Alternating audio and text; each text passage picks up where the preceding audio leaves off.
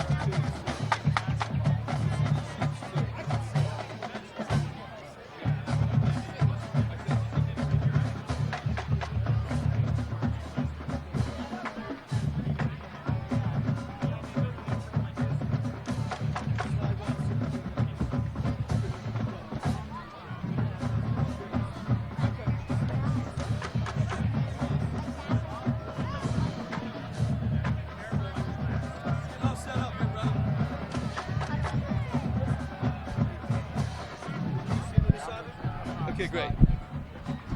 What is going on? Wait a minute, let me do this. Jack, even move more this way. You need room for Sean to be in between the two of you. Is that okay?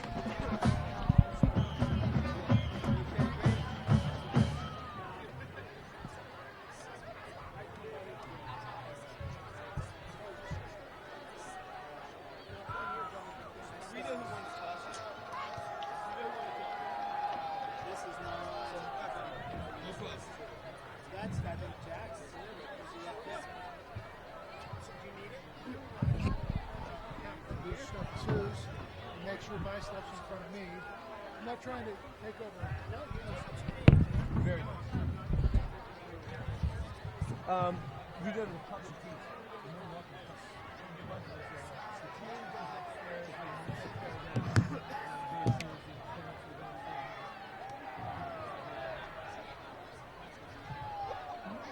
Public pizza, right after I'm probably there and stuff. Good evening, ladies and gentlemen, and welcome to Lebanon High School Stadium. Tonight, our Blue Devils host the Penn Hills High School Indians in the Southeastern Conference game. Penn Hills brings a record of 1-2 overall into tonight's game. It's going to be off right now. To Upper St. Clair 17-0 and defeated Cannon McMillan 57-20 in conference play. The Indians did lose to Central Valley 43-29 in non-conference action.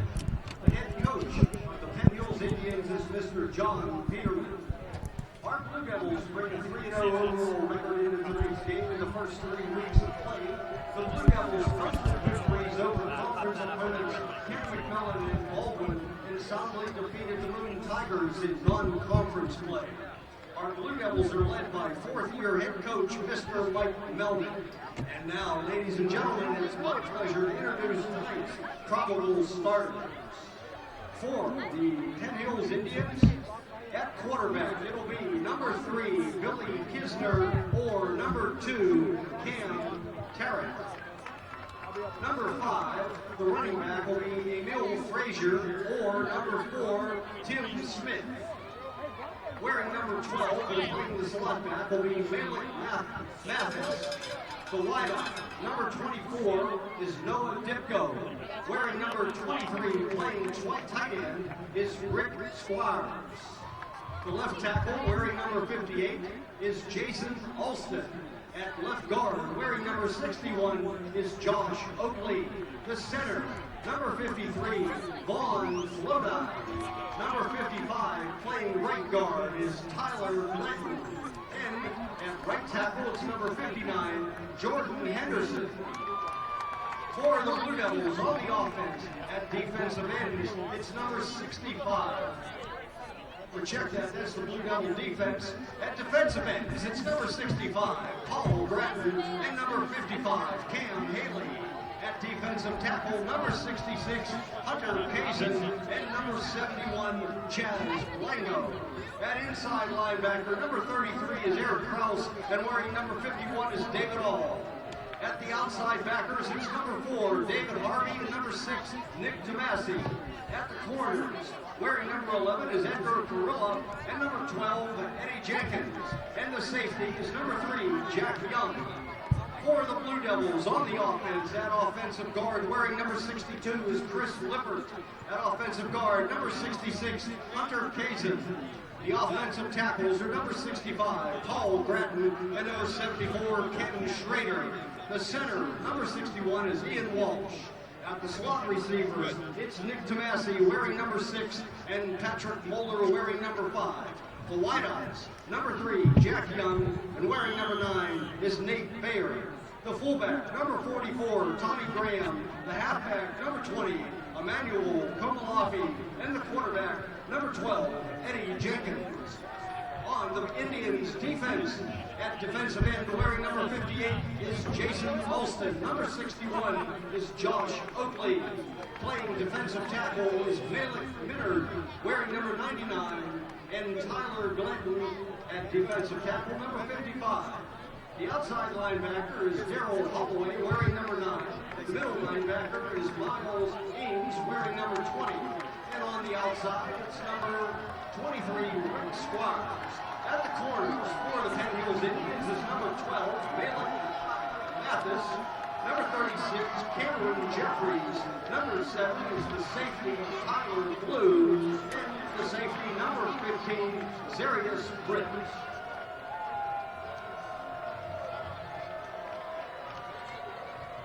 We want to remind all spectators that the Mount Lebanon School District prohibits spectators from entering the high school stadium with cups, bottles, glass, cans, or containers during a school district-sponsored event. We thank you for your cooperation.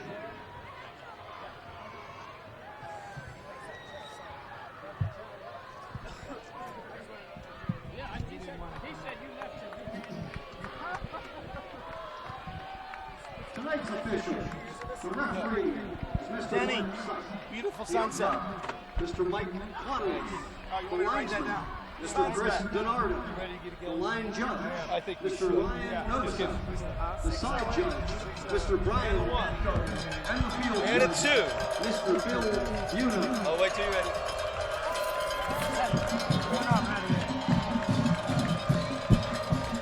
Good evening, everyone, and welcome to Mount Lebanon High School Stadium for tonight's WPIAL Quad A Southeastern Conference matchup between the visiting Penn Hills Indians and our host, the Mount Lebanon Blue Devils. Hi, everyone. I'm Denny Pastufka along with Sean Fogarty. A pleasure to have you here with us tonight. And you can watch us on every home game at www.mtlsd.org. Click on Athletics and click on Mount Lebanon Live. Sean, tonight's matchup pits a 3-0 Mount Lebanon team against a 1-2 Penn Hills team. Let's start with Mount Lebanon. They've steamrolled their first 3 opponents, defeating Cannon Mac and Moon by identical scores of 48-14, and then coming back last week in their home opener against Baldwin, winning by a score of 43-14. So, I don't know, Sean, are we really that good, or have we not faced any stiff competition yet? It could be a bit of both, but I do know this, Denny, you just have to keep winning. You just play the games that are scheduled. You go out there and you play the best you can. And certainly, you pointed it out, Denny. They came out and put a licking on just about every team, and last week was no exception. They scored at will against Baldwin. It just seemed so easy, and yet, a lot of the talk has been about quarterback Eddie Jenkins, but he's had lots of help, lots of real good position players making plays when they've been asked to make plays. It's been fun to watch, and if they want to get into the postseason, win tonight would look really good on the resume. It doesn't matter who you play, you have to win. As you said, the Blue Devils are led by quarterback Eddie Jenkins, who right now with 607 yards passing leads all WPIAL Quad A quarterbacks in passing yards. Wide receiver Jack Young having a heck of a year, for the Blue Devils as well. He is in after 3 games with 314 yards receiving. Also tops in Quad A in receiving yards. So they've been making it go. The Blue Devils will shuffle in 4 different running backs. It's been kind of running back by committee with David Harvey leading the way, but you'll see a lot of Emmanuel Komalafi, Edgar Perella, and even Eric Kraus has 2 touchdowns here through the first 3 games. So Mount Lebanon looking to add on to their record tonight. Meanwhile, the Penn Hills Indians come in a disappointing 1-2. They are 1-1 in the conference, opening with a 17-0 loss against St. Clair, bouncing back in week 2 with a big 57-20 win against Cannon Mac, and then last week in a non-conference matchup, losing to Central Valley by a score of 43-29. Now, their star quarterback, Billy Kisner, he went down against Cannon Mac in week 2 with a high ankle sprain. They didn't seem to lose a whole lot, though, as Cam Tarrant, the replacement that came in, has 3 rushing touchdowns in the past 2 weeks. However, Kisner's back tonight, and it's a game-time decision. We will see if it'll be Kisner or Tarrant starting tonight. Yeah, that decision has been tightly held secret. I thought for sure Kisner warming up was a sure sign he was going to start, but there's a shroud of secrecy over it. Their loss came. It just so happens their losses happened to occur when he was not in the game, which suggests just how important a player he is. He is first team all conference. So we'll see if he plays. I expect with a high ankle sprain that might limit his mobility and his effectiveness, and that's when you might see other guys under center. Yeah, he gave us everything we could handle last year, Sean. He had some long runs in that game for touchdowns. He even had a long one called back on a penalty.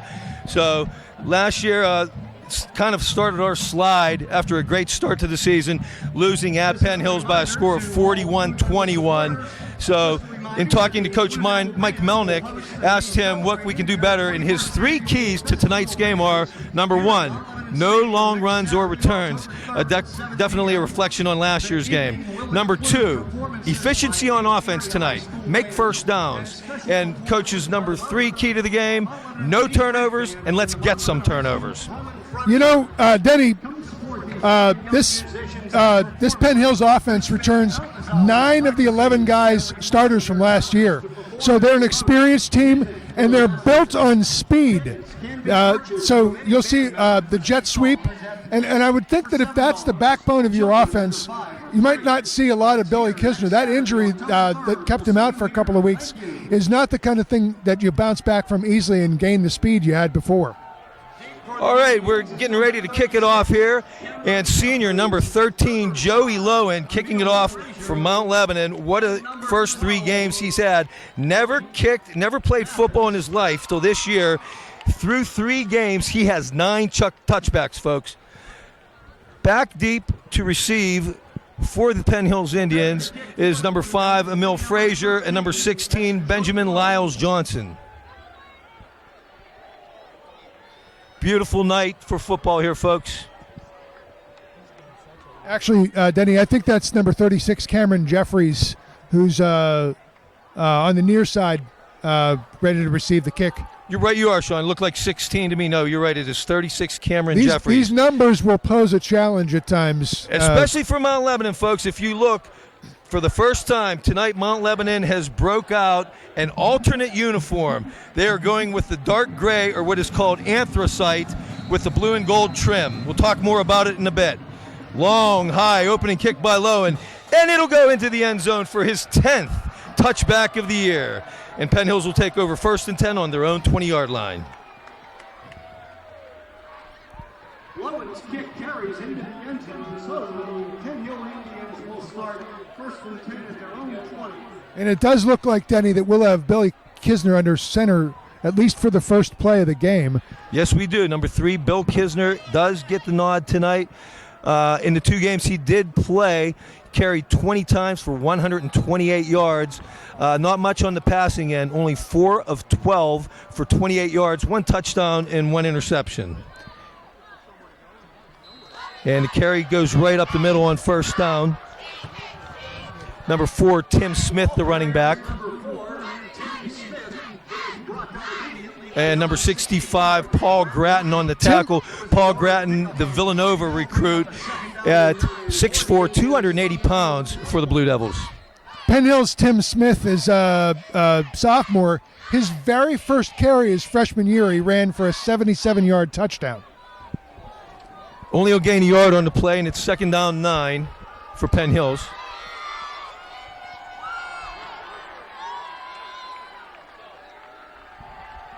No running room again. Trying to pick up the ball carrier. That's going to be Kisner. Kisner with the keeper on that play. There was a fumble on the play. And he's coming off, Denny. I don't think he's injured. I think this is planned. Oh, he's not coming off. No, he just looked like he came out to get the play. Apparently, the ball was jarred loose on the play. Wasn't quite able to see who got the recovery for Penn Hills, but it's going to bring up a 3rd down and 14 at their own 16-yard line.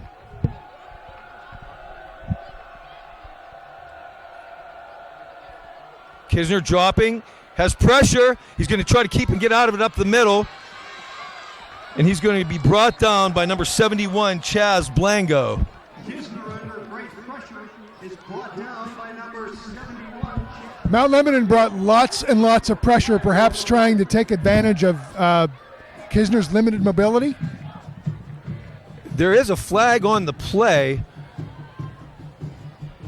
Let's see what the call is here. And it looks like they're marching in Mount Lebanon's direction. So after a great defensive stand, and which should have been a 3 and out, The penalty is against the Blue Devils. it's going to be a big one. They're marching off 15, a personal foul. Did not quite get who or what the foul was. That'll be a first and Oh, face mask. So for the Penn Hills will carry on 1st and 10. Now they're out to their own 35-yard line.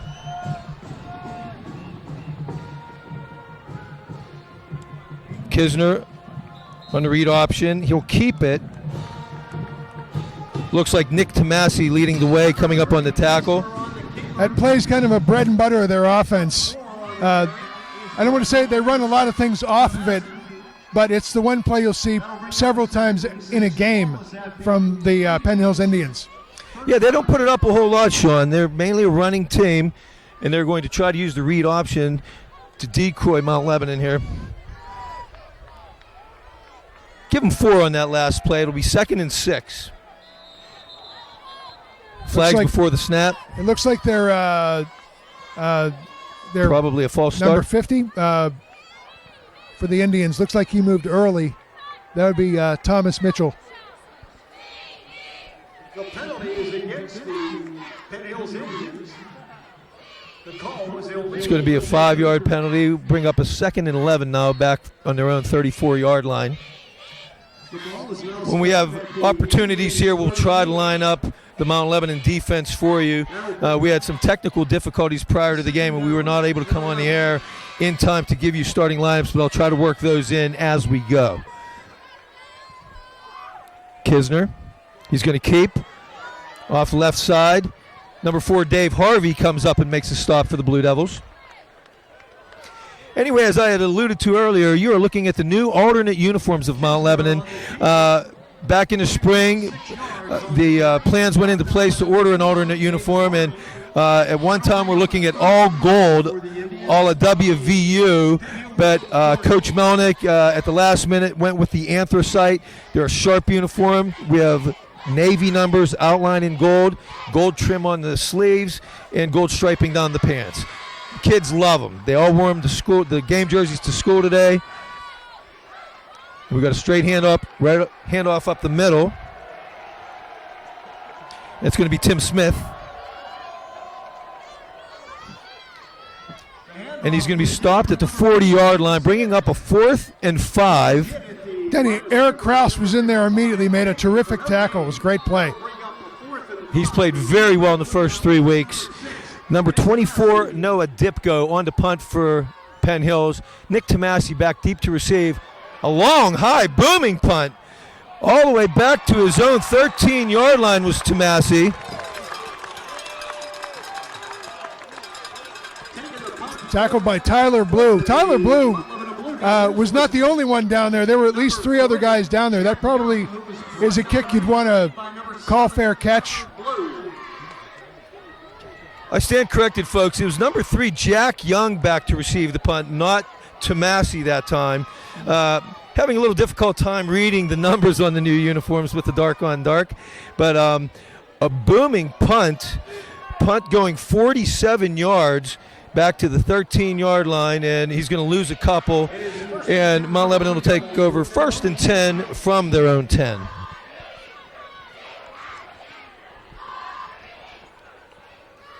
Number 12, Eddie Jenkins in the pistol. Number 4, David Harvey gets the start at tailback. Calls Jack Young in motion toward the formation. It's going to be Harvey outside to the left. Cuts it back. Has some room and is going to have first down yardage. Nice run. David Harvey. 13 yards on the pickup. Stop made by number 99, Malik Menard for Penn Hills. Senior, 5'7", 245-pound defensive tackle. Lebo going in the no huddle, hurry up. Jenkins looks, throws, and there's going to be a miscommunication here. He had Jack Young and Pat Moeller both over to the right side, and neither one was looking, as Jenkins was looking for a quick slant, it looks like, but neither receiver had turned yet. Going to be 2nd and 10. Ball on the 23-yard line. Got Moeller and Young stacked to the right. Now Young comes back in motion. Handoff, it's going to be up the middle to Harvey. Nowhere to go on that one.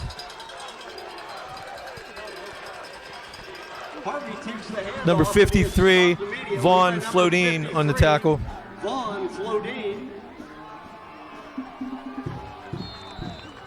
Third down 10 from the 23. Still going with a 3-wide set, slot to the right, Nate Bear to the left. You have Tommy Graham in as a tight end. There's kind of a wing back on the right-hand side. Jenkins rolls, looks, throws, complete to Moeller, and he's going to be very close to the first down. Going to depend on the spot here. Needed to get out to the 33. That was Cam Jeffries, number 36, on the stop. Good route running. Knew where the sticks were, went after them, and managed to stay on the right side of the sticks to get the first down, Denny. Good catch, good run by Pat Moeller. Having a good start to the season. Came into the game with 8 catches for 111 yards and a touchdown. Quick pass out of the backfield. That goes to Harvey. Nothing doing there as he's met. Won't even get back to the line of scrimmage. He's going to lose a yard, actually, and it's going to be a 2nd and 11. Tomasi now in, also a receiver, so we have a trips look to the right. Edgar Perilla now in at tailback. Fake handoff to Perilla, and it's going to be a quick bubble screen to Tomasi. Nice little gainer, and he's going to be brought down by number 23, Rick Squires, one of the leading tacklers of Penn Hills. He'll get 6 on the play. It'll be a 2nd and 4 at the 39. Now we have trips left. Jack Young, single receiver wide to the right. Jenkins will look to the sideline as they signal in the plays. You have Coach Mo Richardson over there, along with backup quarterback number 14, Ben Hazlett. Jenkins looks complete. Oh, Tomasi met immediately by number 12, Malik Mathis, but it will be enough for first down yardage. He'll gain 6 on the play. It'll bring it out to the 45. We'll have 1st and 10, Blue Devils. It is a 1st and 10 for the Blue Devils from their own 45. Number 11, Edgar Perilla, still in at running back. Jenkins will fake to him, and boy, they came in hard that time.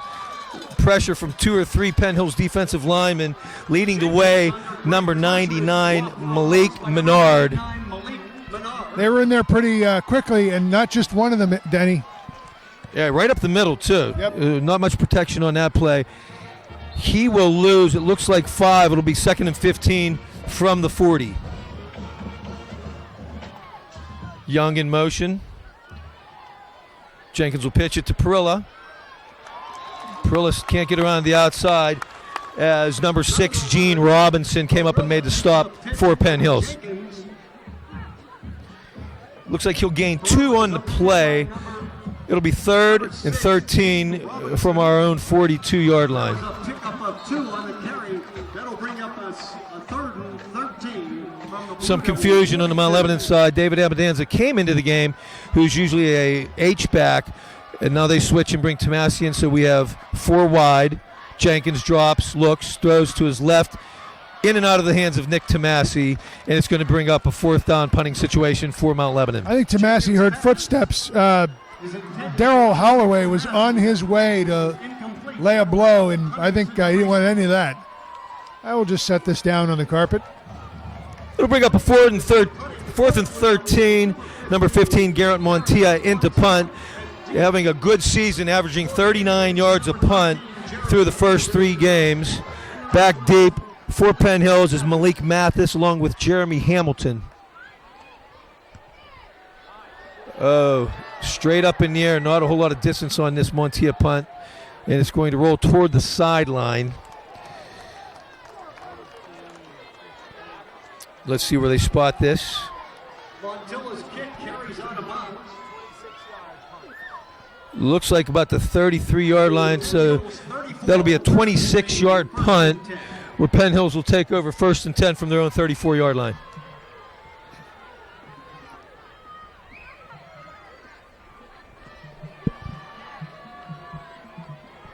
Coming into tonight's game, Lebo tied with Woodland Hills in the Southeastern Conference, both with 2-0 records. Kisner fakes, looks over the middle. Complete pass, number 1, Julian Major. Kisner's pass is complete. Number 1, Julian Major. That's going to be enough for 1st down yardage. Gets it out to the 49-yard line. So give them 15 on the gain, and they're going to be 1st and 10 on the Penn Hills own 49-yard line. That was a quick strike and a bullet of a throw, Daddy. Very nice play. Like I said, they don't throw it a whole lot, but they executed well on that one. It's really hard to defend that. Kisner fakes to Smith, keeps, and he's going to be caught in his own backfield. Looks like Cam Haley and Eric Kraus in on the play. Grattan was applying pressure as well, along with Kazan.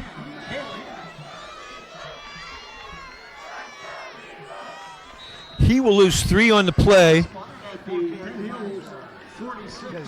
It'll be 2nd down and 13. It'll be 2nd and 13 from his own 46. Kisner now with 4 carries for -1 yards rushing. So we're keeping him in check thus far.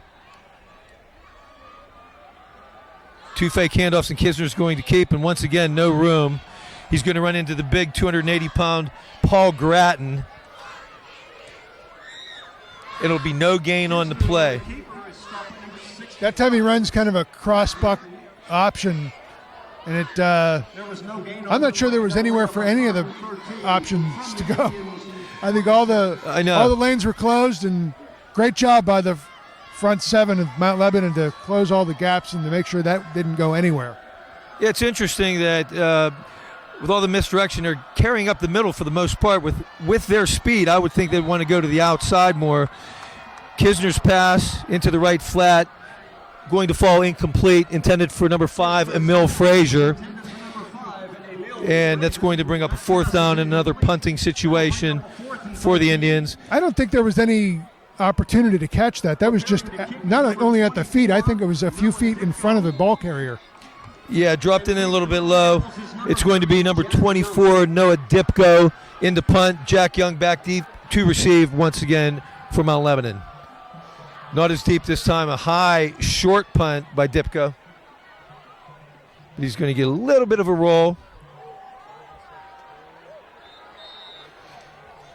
It's going to be downed at the 31-yard line, so that's only going to be a 23-yard punt where we'll take over 1st and 10 at our own 31-yard line. Well, so far, field position has played a role in this game, this scoreless game, but I wonder if time of possession will eventually start to have an impact, given that this Indians defense has been out on the field, it seems, quite a bit more than the Mount Lebanon defense. Yeah, with the exception of the Cannon Mac game, they have sputtered offensively. Now we have another new running back in from Mount Lebanon, number 20, Emmanuel Komalafi, with a good hard run up the middle. As we told you, they will shuffle in 4 running backs, will the Blue Devils.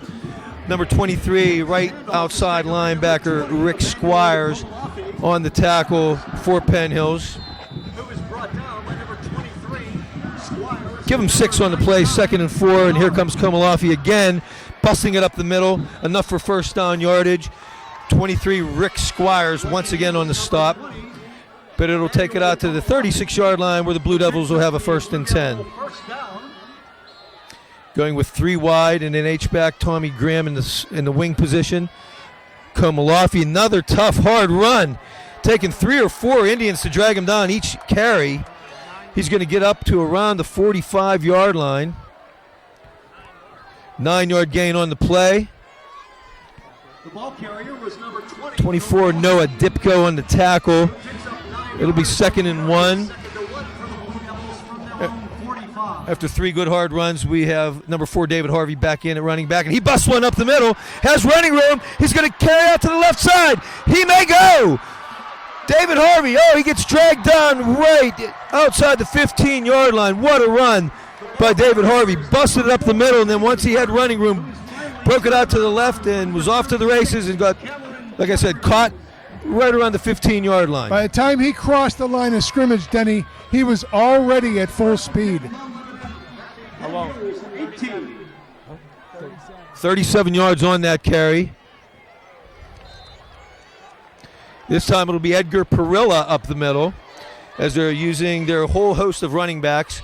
Number 99, Malik Menard on the stop for Penn Hills. 2nd and 5. It's going to be Perilla up the middle once again. Breaks a tackle. He's going to be close to first down yardage. Stop on the play made by number 99, Menard, once again. And did he get the first down? Yes, it's going to be 1st and goal at the 6-yard line.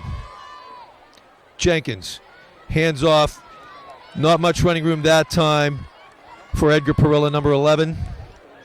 Going to bring up a 2nd and goal.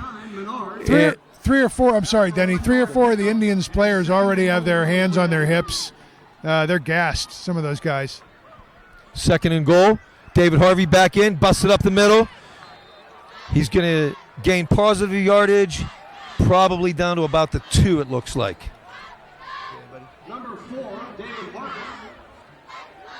It'll bring up 3rd and goal.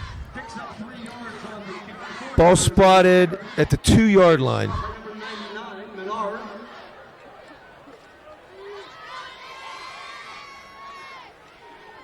From this distance, Denny, you got to get 6 points.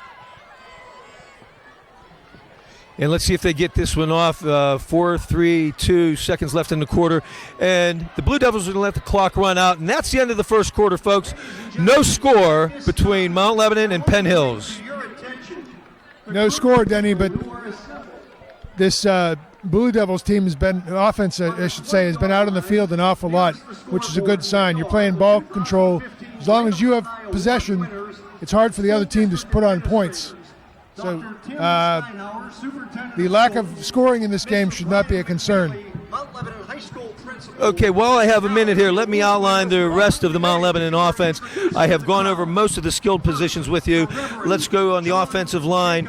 At left tackle, number 65, Paul Gratton, 6'4", 280-pound senior, going to Villanova. At guard, number 66, Hunter Kazin, a 6'2", 275-pound senior. At center, number 61, Ian Walsh, 5'9", 215-pound junior. At right guard, number 62, Chris Lippert, a junior, 5'10", 250. At right tackle, number 74, Kenny Schrader, a 6'2", 210-pound junior. At tight end / H-back with number 44, Tommy Graham, a 6', 200-pound senior. And David Abendanza, number 8, a junior, 5'11", 185. As we've said, at quarterback, number 12, Eddie Jenkins. At wide receivers, number 9, Nate Baer, a 6'2", 185-pound junior.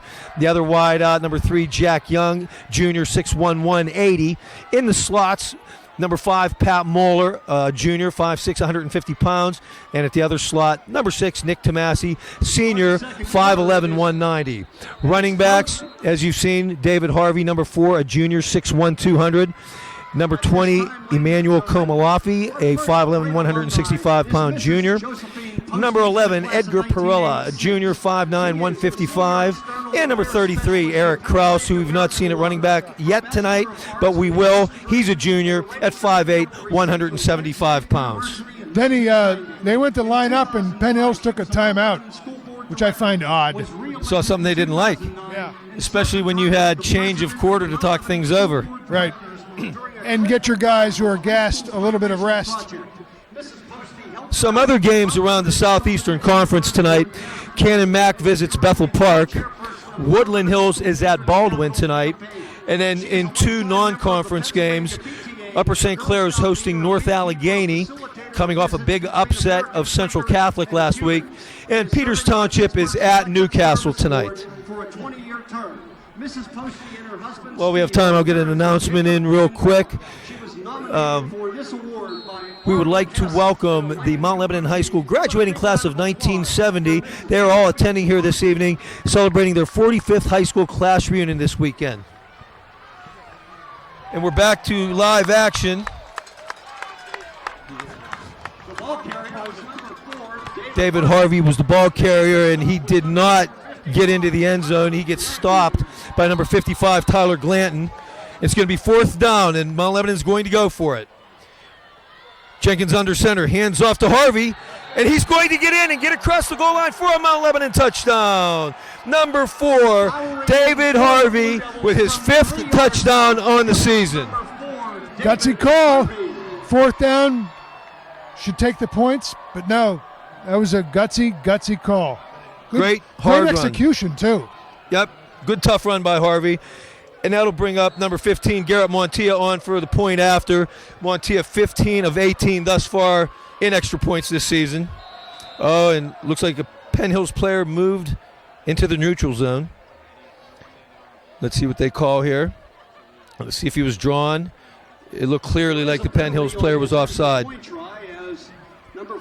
And head official is talking with Eddie Jenkins. That's referee Mark Syke. And Jenkins looks like we're declining the penalty.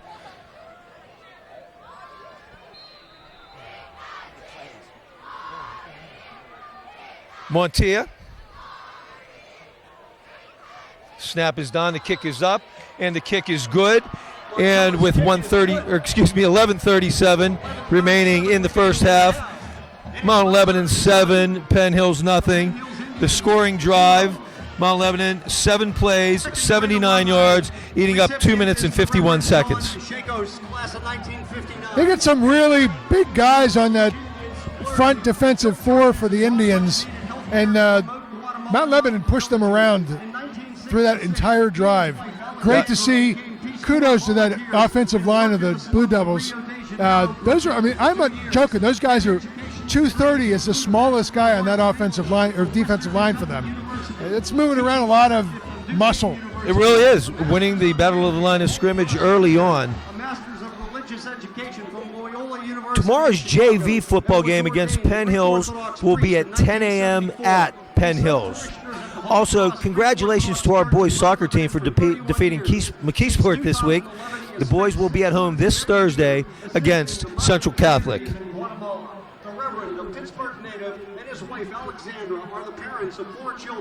Penn Hills, Denny, with 15 yards of total offense so far.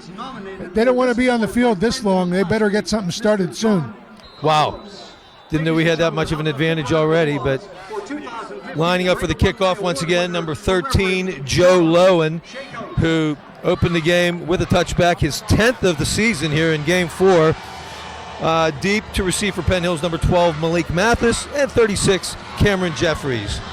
Lowen's kick is away. It's going to be short, taking it to 10.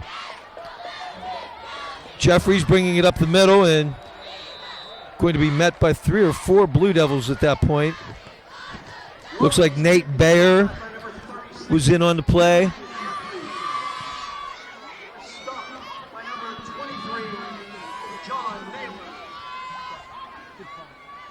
It is first and Okay, it'll be 1st and 10 at the 21-yard line for Penn Hills.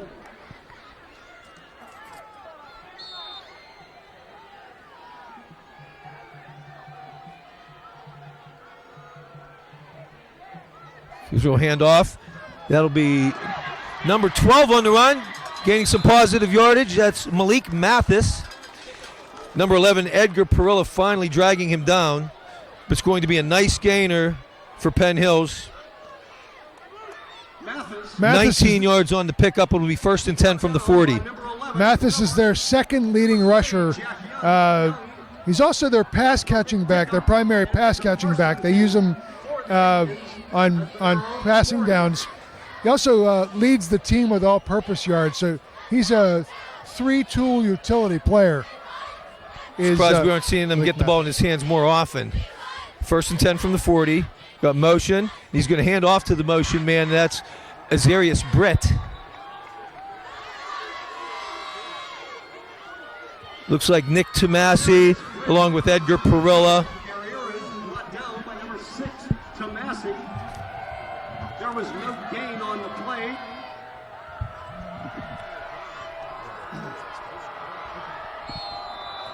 Check that. There was a loss of 2. Loss of 2 on the play. 2nd and 12 for the Indians from their own 2nd and 12 from the 38-yard line. Penn Hill's taking an exceedingly long time to get the play. Yeah, it looks like Kisner runs all the way to the sideline each and every time to get the play, as opposed to getting signaled in from the sideline. He fakes to Smith, throws over the middle, well overthrown. Pass intended for number 1, Julian Major. On the coverage back there was safety Nate Baer, along with Nick Tomasi and Edgar Perilla. That play was nowhere near Julian Major's hands, much less his head. No. They'll bring up a 3rd and 12 from their own 38-yard line. We can go with slot to the right, wide receiver to the left, an H-back, 24 Dipko. Kisner throws, complete. This time he does connect with number 1, Julian Major. Kisner's pass is taken in by number 1. 6'2", 170 is Major. Boy, did he get up there and get that one. On the coverage for the Blue Devils and making the stop was number 28. 28, Bo Greenwood on the tackle. For Penn Hills at the Blue Devil 41. 1st and 10 from the Mount Lebanon 41. Going to run the reverse again. Jeremy Hamilton, the ball carrier. He'll be dragged down by Eric Kraus. But Penn Hill's finally getting some positive yardage on this drive, moving the ball nicely. Hamilton is the ball carrier, picks up 10 yards on the carry. 11 yards. It'll be a 1st and 10 at the 30. Penn Hills at the Blue Devil 30. Is that the first time we've seen that?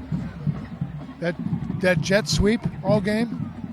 Ran a couple plays earlier. Oh, yeah. I think the first down play was the same play. They've done the fake a couple times too. It's going to be for Tim Smith. Nowhere to go up the middle. Runs into a brick wall with the middle lineman. And Nick Tomasi is going to come around from his safety position to finally drag him down. Ball carrier is stopped. But really stuffed up the middle.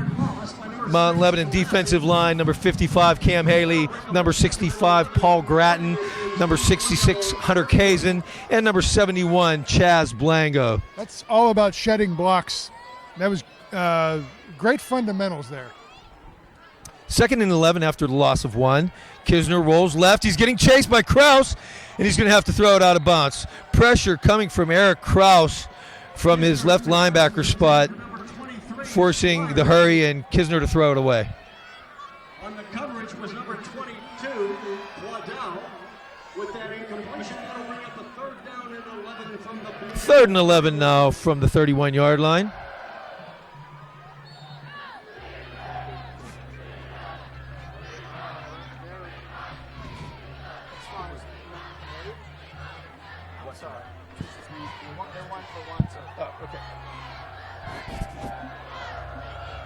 Kisner fakes the handoff to Smith. He's going to throw long down the left sideline. Has a man.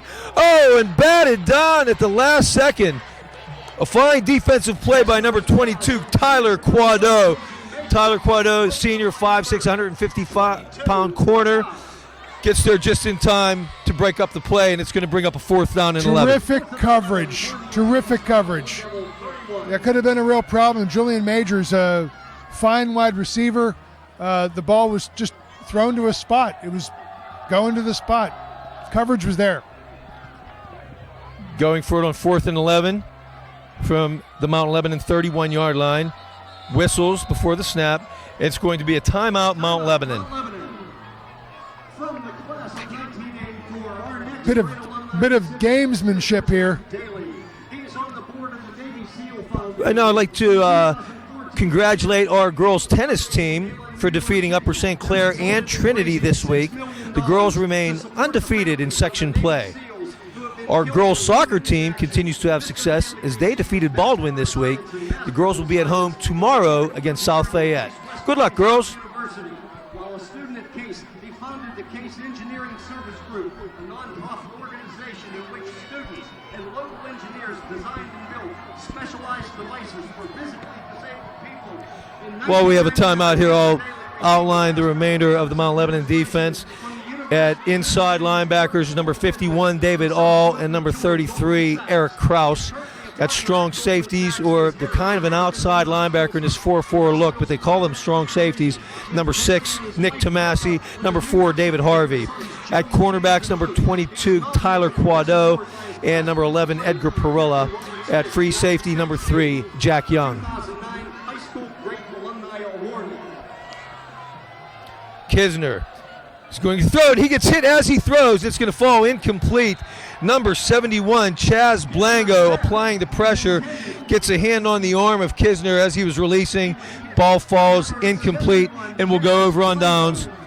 It'll be 1st and 10, Mount Lebanon at their own 31-yard line. Job of just pushing the pile backwards. I mean, just a great job. He was, even though the ball was finally released, there was no mustard on it. Did he get hand on New Jersey? I think he got the arm as he was releasing. But Chaz Blango has had a good first three and a half games now. Chaz did not play last year. Chaz did not come all summer to workouts. He showed up the first day of camp asking if he can rejoin the team, and had a lot of getting in shape to do during 2 weeks of grueling camp, but has played very well in the first 3 games. So here we go, 1st and 10 from our own 31-yard line.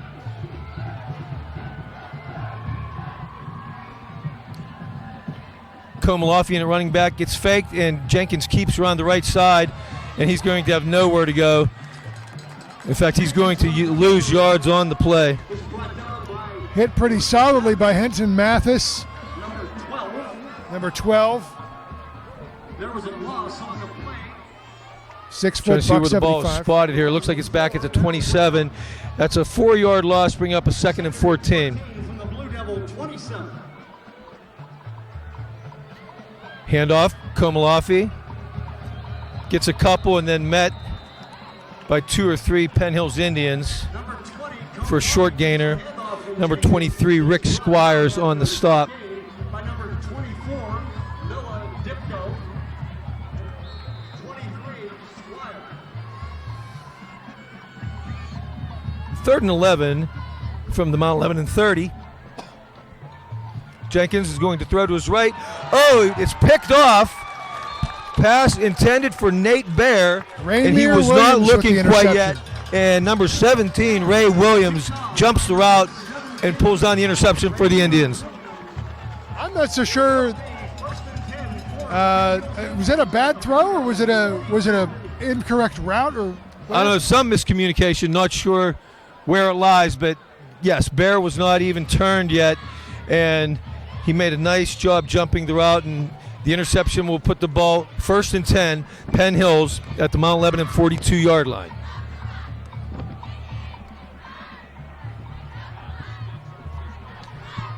.12 coming on the reverse. This play has been working for them. That's going to be Malik Mathis on the carry. Finally brought down by number 4, David Harvey.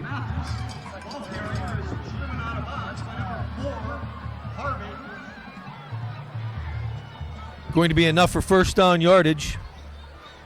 Gain of 12 on the play. 1st and 10 from the Blue Devil 30. It looks like one of the adjustments that Penn Hill's made between the first and second quarter is to open up the field width-wise so that you're using the whole thing and not just between the tackles. You're right, and they're going to run the same play. This time, ball carrier is going to be number 15. That is Azarius Britt breaking 2 tackles. Finally brought down by number 11, Edgar Perella.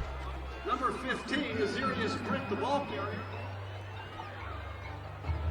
Is brought down after a 5-yard pickup by number 11, Perella. He's going to get it down to the 26-yard line. 2nd and 6. Pitch is fumbled. Ball's loose. The pitch was to Emil Frazier. Couldn't get a handle on it. And let's see who has it for Mount Lebanon. Number 51, David, on the recovery. And Mount Lebanon gets it right back. He never had the handle on the football. Got to have the handle on the football in order to have it. And Mount Lebanon, there were 3 Mount Lebanon players there ready to pounce on that. The numbers were there, all came up with it. Yeah, I think the pitch was a little ahead of him in the low and never really could get it. And after an exchange of turnovers, Mount Lebanon right back where they started at the 31-yard line, 1st and 10.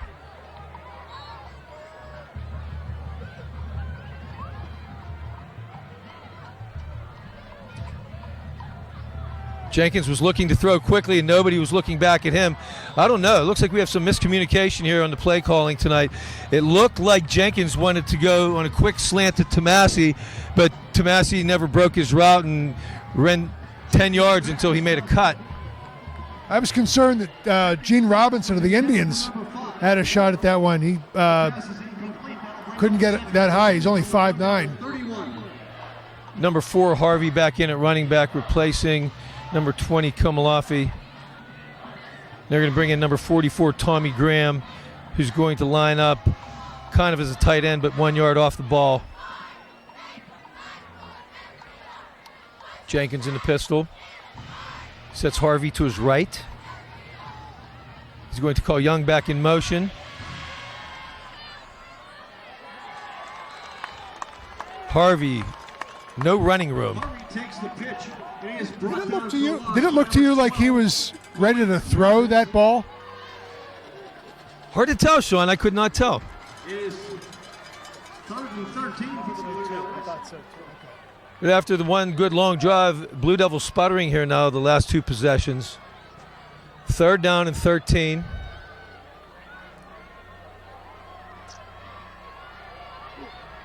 And they're going to go 2 wide right. Graham in the wing. Wide receiver to the left, but they're going to hand up out of the middle to Harvey. Gets a nice run out of it. And he might get first down. And he's going to go beyond the 50-yard line and finally gets dragged down at the Penn Hills 42-yard line.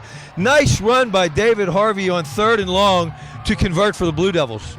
Good job staying on his feet. He was turned around, twisted around, almost lost his balance, but stayed with it, kept his feet moving, and gained a few more yards. Komalafi back in for Harvey. No running room up the middle, trying to bounce it out, and he's going to be stopped for no gain on the play. Number 55, Tyler Glanton, defensive tackle on the stop. No gain. It'll be 2nd and 10 from the Penn Hills 43. Jenkins, quick look, bubble screen over here to Tomasi. Gets some positive yardage, but is dragged down by number 36, Cam Jeffries. Put the ball on the 41-yard line. So a gain of 4. We have 3rd and 6. Jenkins, he's going to hand it off. Good hard run by Edgar Perella. Not going to be enough for the first down. Depends where they're going to spot the ball in his forward progress. We got a player down. Making the stop was number 23, Frederick. I We can't have a see the Mount Lebanon number. player down on the field. Can't tell right now. Is that the big guy, number 65, Paul Gratton? I believe it is.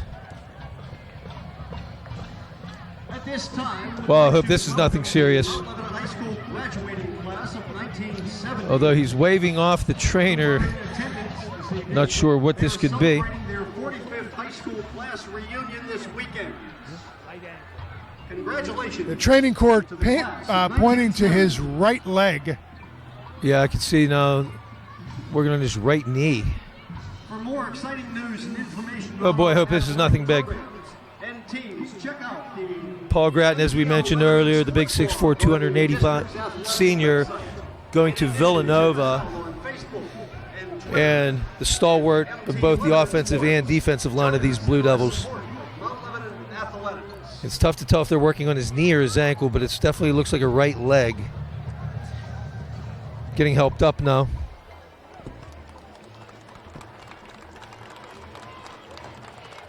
Hey, it looks like he's able to put a little bit of weight on that, so I don't think it's anything too severe. Let's hope not. It's going to bring up a 4th down and 4. Did not get a real good spot there. They only gave him the 37-yard line. I thought he got closer to the 35 myself. But nonetheless, 3rd and 4. Clearly, with this field position, you go for it. But what kind of play do you run It is 4th and at this down and distance? Yeah, I'm sorry. It's 4th down and 4, Sean. I've been saying 3rd and 4.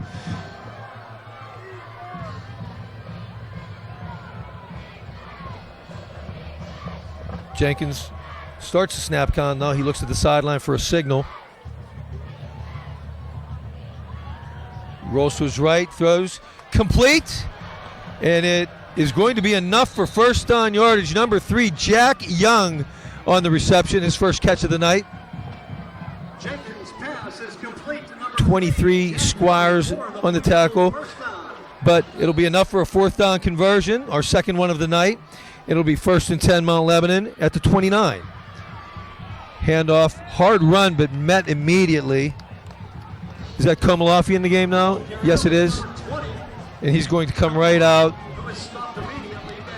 And we're going to go with a 2-back set. No, actually, David Harvey, number 4, looks like he will line up at quarterback. They've put in a few plays out of the Wildcat for David Harvey. So Eric Krause, 33, is in at the running back spot now. And it looks like the direct snap is going to go to Harvey. Slot to the left, wide receiver to the right. Krause steps up to the left. Harvey's going to run it right up the middle out of the Wildcat. A good hard run is going to be enough for first down yardage. I think he lost the football, Denny. Did he get it back? Yes. I don't see anybody signaling anything for Penn Hills. picks up the Blue Devil first down. He's going to take it all the way down to the 17-yard line. Gain of 12 on the play, 1st and 10 from the 17. Harvey remains in a quarterback and is going to run it again. Not as much running room met that time. A nice little 3 or 4 yard gain. No, it's only going to be 2. They're going to mark it at the 15, so we're going to have a 2nd and 8 at the 15. Tyler Glanton on the tackle for Penn Hills. 2nd and 8. Jenkins back at quarterback. Quick throw to his left. Tomasi met rather quickly. Able to drag the tackler Cam Jeffries and Darryl Holloway a couple more yards. But it will bring up a 3rd down.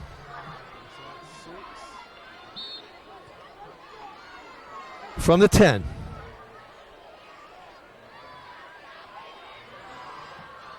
Blue Devils have to get to the 7.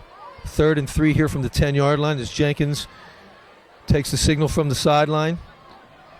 Play clock down under 10 now. Jenkins throws, quick slant, complete to Tomasi, fights for the goal line. It's a Mount Lebanon touchdown. Nick Tomasi, quick slant, nice pass by Jenkins, hit around the 2-yard line and was able to drag the defender into the end zone, just nudging over the goal line for the touchdown. The Indians' defensive, no touchdown? and they're waving it off. Short of the goal line. It is a 1st and goal for the Blue Devils. The official from the left side here by the pylon came running in with both arms up, signaling touchdown. Obviously, one of the other officials overruled him, and they changed the spot. We're at about the half-yard line now. There were lots of hands up on that play, hands of Indians defensive linemen. I think that ball was tipped at the line.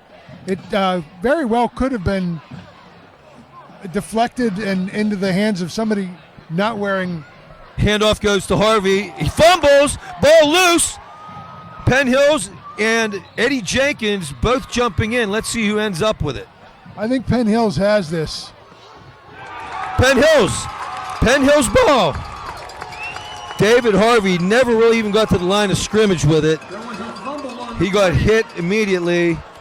Ball squirted loose. The signal is Penn Hills recovered. Not sure who recovered. Daryl Holloway recovered the football. He's their cornerback, 6 foot, $175. Wow, shame for a drive to stop like that. Had it down to the half-yard line. Penn Hills, big play. They're going to take over from their own 3. The good news is that there's only 1:28 to go, and they got to run the length of the field. Now number 2, Cam Tarrant in at quarterback. Kisner's still in the game, but was at a running back.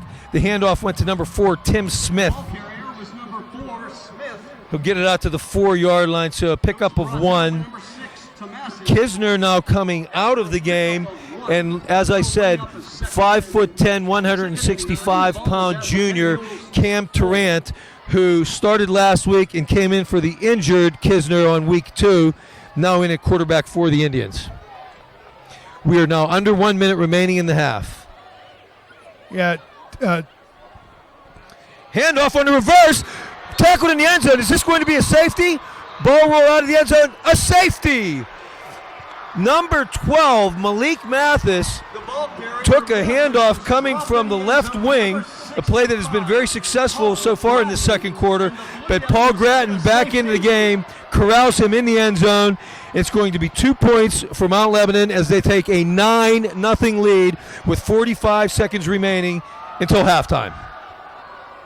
David Harvey looked like he had a shot at getting that ball, and his momentum, the centripetal force of his body twisting around as he dove to the ground, flung the ball inadvertently out of bounds, and that's what resulted in the safety. Otherwise, that would have been 7. Yeah, 6. if we could have fallen on the ball, could have been.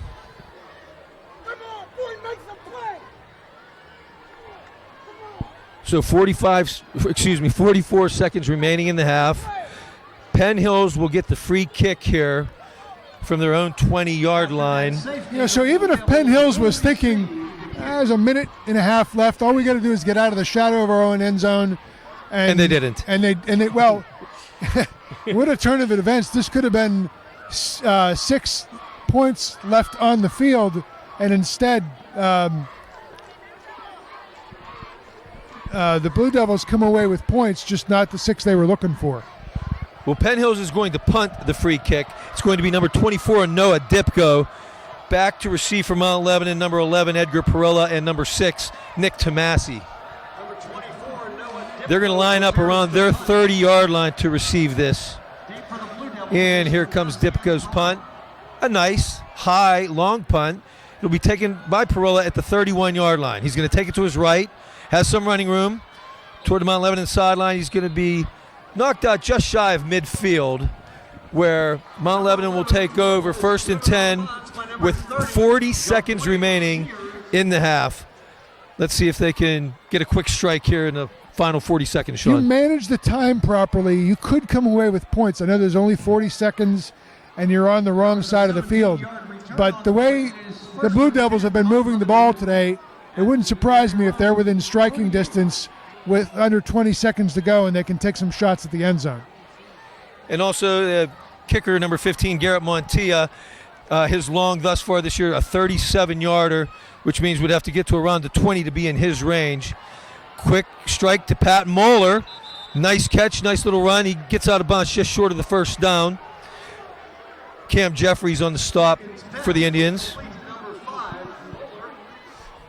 They're going to give them 8 on the play. It'll be 2nd and 2 from the Penn Hills 49. Timeout on the play. While we're doing that, our officials for today's game are referee Mike Syke, the umpires Mike Conlon, a fellow buddy of mine from Montour High School, linesman Chris DiNardo, line judge Ryan Novosel, side judge Brian Batko, and the field judge Bill Beener. This appears to be a clock issue, Denny. They started that play with 40 seconds, and now there are 23 left. That seems unlikely. Given that he was he went out of bounds, that should have stopped the clock, right? I would think. A play So let's that see if they're lasted no going more to than adjust. 6 seconds. Referee Mark Syke now over talking to head coach Mike Melnick, who is motioning up to the press box. Let's see if they change the time on the clock. And while they're doing that, by the way, I mentioned our officiating crew. The field judge, Bill Beener, who is in the secondary right now, is father of Colt Beener, a Mount Lebanon player who graduated back in 2011. Very good linebacker who went on to play at the University of Tulsa. So welcome back to Lebo, Billy. The clock is being reset. Looks like they're going to put 32 seconds back on the clock. Yeah, there was 40 seconds before the play, so there's no way 17 seconds ran off on the quick screen to Moeller. So here we go. Trips to the right. Nate Baer to the left. Jenkins takes a snap. Hands off up the middle. Komalafi nowhere to go. Looks like number 55 for Penn Hills, Glanton, blowed up the play. 58, Alston. Mount Lebanon not stopping the clock. We're down to 15 seconds left. Kraus now at running back. Jenkins looking to the sideline. Quick look. Complete pass. Nate Baer. It's going to stop the clock with 9 seconds remaining. Ball at the 38-yard line. I'm a little surprised they're going to take they could take a timeout into the locker room for halftime. I know. I could not understand why they didn't call timeout after the previous play, because we're going to go into the locker room with 1 timeout unless we get a quick completion here and can stop it for a field goal attempt. But like I said, we probably got a good 15 yards at least to go to be in Montia's range.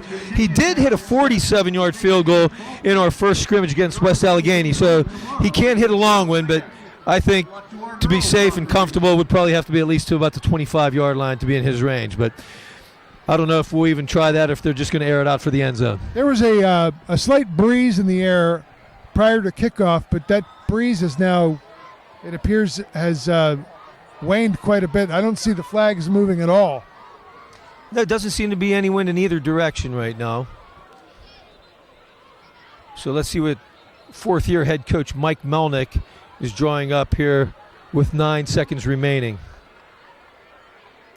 I would imagine the Indians will counter by playing prevent, trying to keep all the Blue Devils players in front of them and try to make sure that the tackles are being made inbounds. Force the Blue Devils at least to burn a timeout. Well, let's see what we got. We have Nate Baer to the left. We have a bunch to the right with Jack Young, Moeller, and Tomasi. Kraus still at running back. Jenkins takes a snap, looks. He's going to throw his right. Incomplete. Pass intended for Nick Tomasi, but there was very good coverage on the play by Penn Hills. Number 23, Rick Squires, and number 12, Malik Mathis, also there on the play.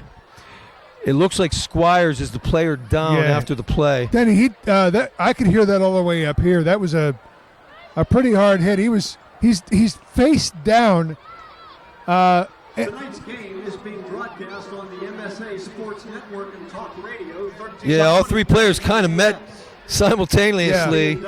Looking at the replay here. And yes, Rick Squires did take a nice hit on the play. Let's hope this is nothing serious. That's the kind of play, Denny, nowadays when I see it and I see a guy not get up immediately, I get real nervous. And I don't care who it is. Is the MSA Sports Network. And they've rolled him over onto his left side, which is good news. There's 2 seconds remaining in the half. We'll give you Eddie Jenkins' numbers while we have a moment. He is 9 of 14 for 67 yards. So a little behind the pace of where he was the past 3 weeks. But then again, in the past 3 weeks, he basically got taken out in the first series of the third quarter because Mount Lebanon was up with a mercy rule clock running in the past 2 games.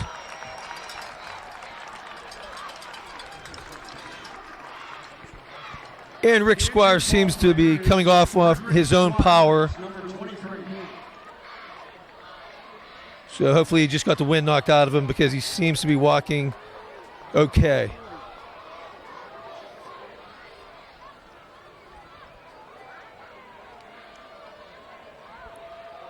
Very interesting. We have sophomore quarterback number 7, James Stalker, in the game. I'm guessing because he has a very strong arm, and they must think he has the best chance to get it to the end zone on this Hail Mary attempt.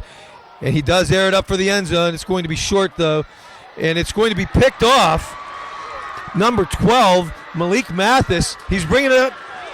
He's crossing midfield, or actually gets pulled down right before midfield.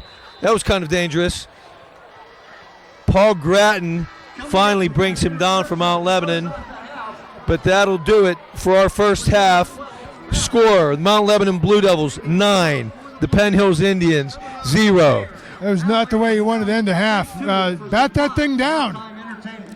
Thank God that's all the further he made it. Well, folks, we're going to take a brief break here. We're going to come back with halftime stats in a few minutes, and then following that, we'll let you watch the Mount Lebanon Blue Devil Marching Band.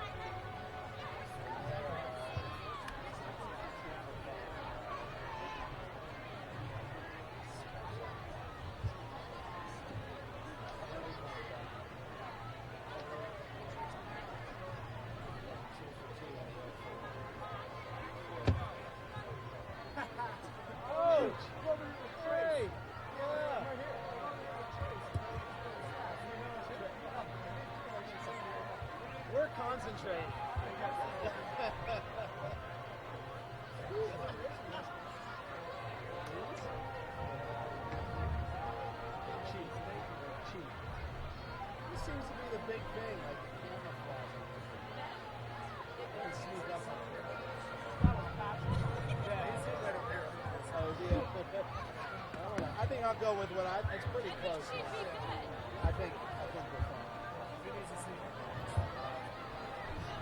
I don't think we're being held.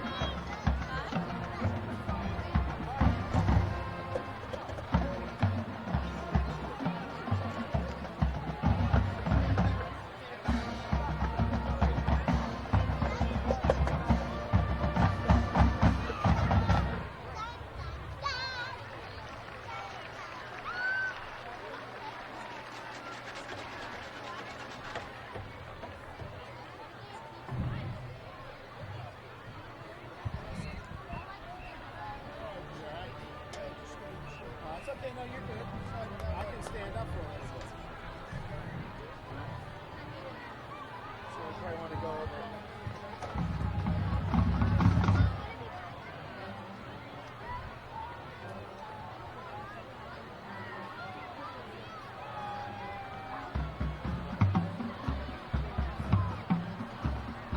Oh, they haven't?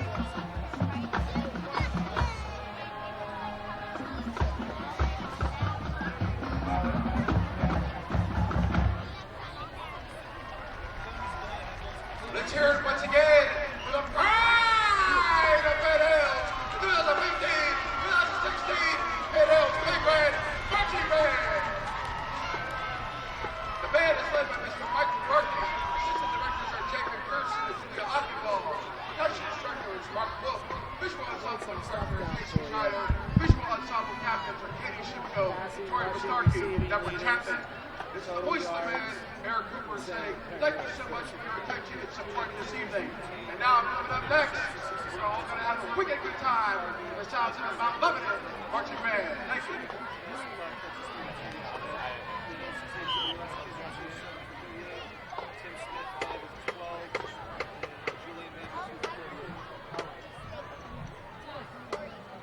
You know what, Danny, let me change one thing. I'm going to change the rusher for that.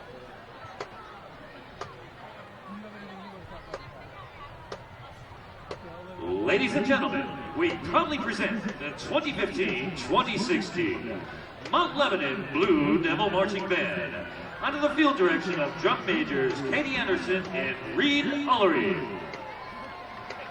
This year, the Blue Devil Band entertains you with music from the Broadway hit Wicked. We will perform No One Mourns the Wicked, Popular, featuring flute soloist Amy Howard, Dancing Through Life, For Good, featuring trumpet soloist Luke Lisowski, and our conclusion, the showstopper, Defying Gravity. All right, everybody, Denny Postovka back here at halftime. Mount Lebanon leads by a score of 9-0. Let's give you some halftime stats here. Starting out with Mount Lebanon, 192 total yards in the first half. Eddie Jenkins passing, 9 of 14, 1 interception, 67 yards passing. Leading rusher, David Harvey, 12 carries, 102 yards, and a touchdown. Leading receiver, Nick Tomasi, 5 catches, 32 yards. For Penn Hills Indians, they only have 68 total yards on the half. Passing, Billy Kisner, 2 of 7 for 38 yards. Leading rusher is Malik Mathis, 3 carries for 17 yards, and he's doing that from a receiver position.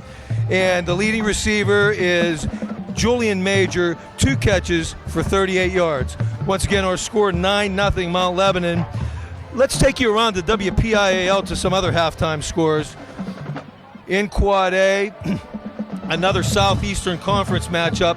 Bethel Park 21, Cannon Mac nothing.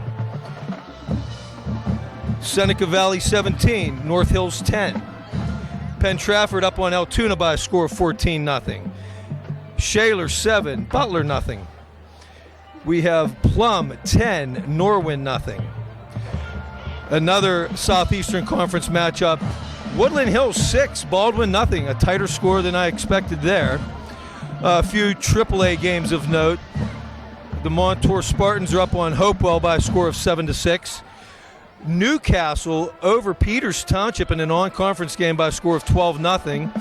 Central Valley 20, Moon nothing. And in another game featuring a Southeastern Conference team, North Allegheny 3, Upper St. Clair nothing. I'd like to shout out to a few of our folks viewing the game live on our webcast. Once again, we are on every home game, and even after the game stays posted on the website that you can watch it after the fact. Go to www.mtlsd.org, click on athletics, and then the second window from your left, you'll see it's Mount Lebanon Sports Live. Click on that and view us every home game. I'd like to say hello out there to former Mount Lebanon starting offensive and defensive tackle Matt Hoffman, now out at the University of Pennsylvania. He's playing for Penn now, and he is listening to the broadcast tonight. Good to have you on board with us tonight, Matt. Lots of folks all across the country and indeed around the world able to listen to this broadcast or webcast or streaming video of this game. And it's always good to feel like, even if you're not in Mount Lebanon, you can feel like you're here just by getting in touch with the place where you went to school or where you grew up or both. It's always great to have. And wherever you are, if you're watching this, thanks so much for watching. And we look forward to the second half. We're going to let you watch a little bit of the Mount Lebanon High School Marching Band, and we'll be back in about 5 minutes for kickoff of the second half.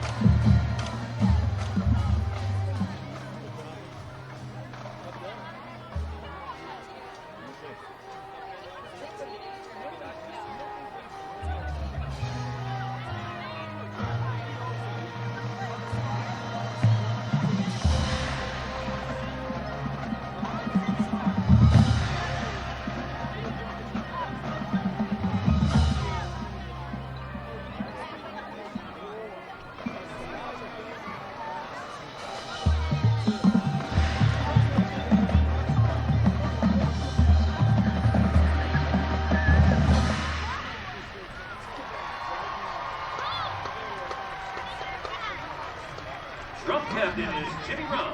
The assistant drum captain is Adam Brioni. Pit captain is Eric Sargent. The assistant pit captain is Nico Ricciuti. Guard captains are Stephanie Lovell and Sarah Scott. Rocket captains are Holly Baker and Elena Daniels. Wing captain is Ellie Blyer. Brass captain is Luke Wasowski. And assistant brass captain is Alan Fry. The Mount Lebanon Blue Devil Marching Band is under the direction of Jason Cheskowitz, who is assisted by Rick Minani and Ron Spang.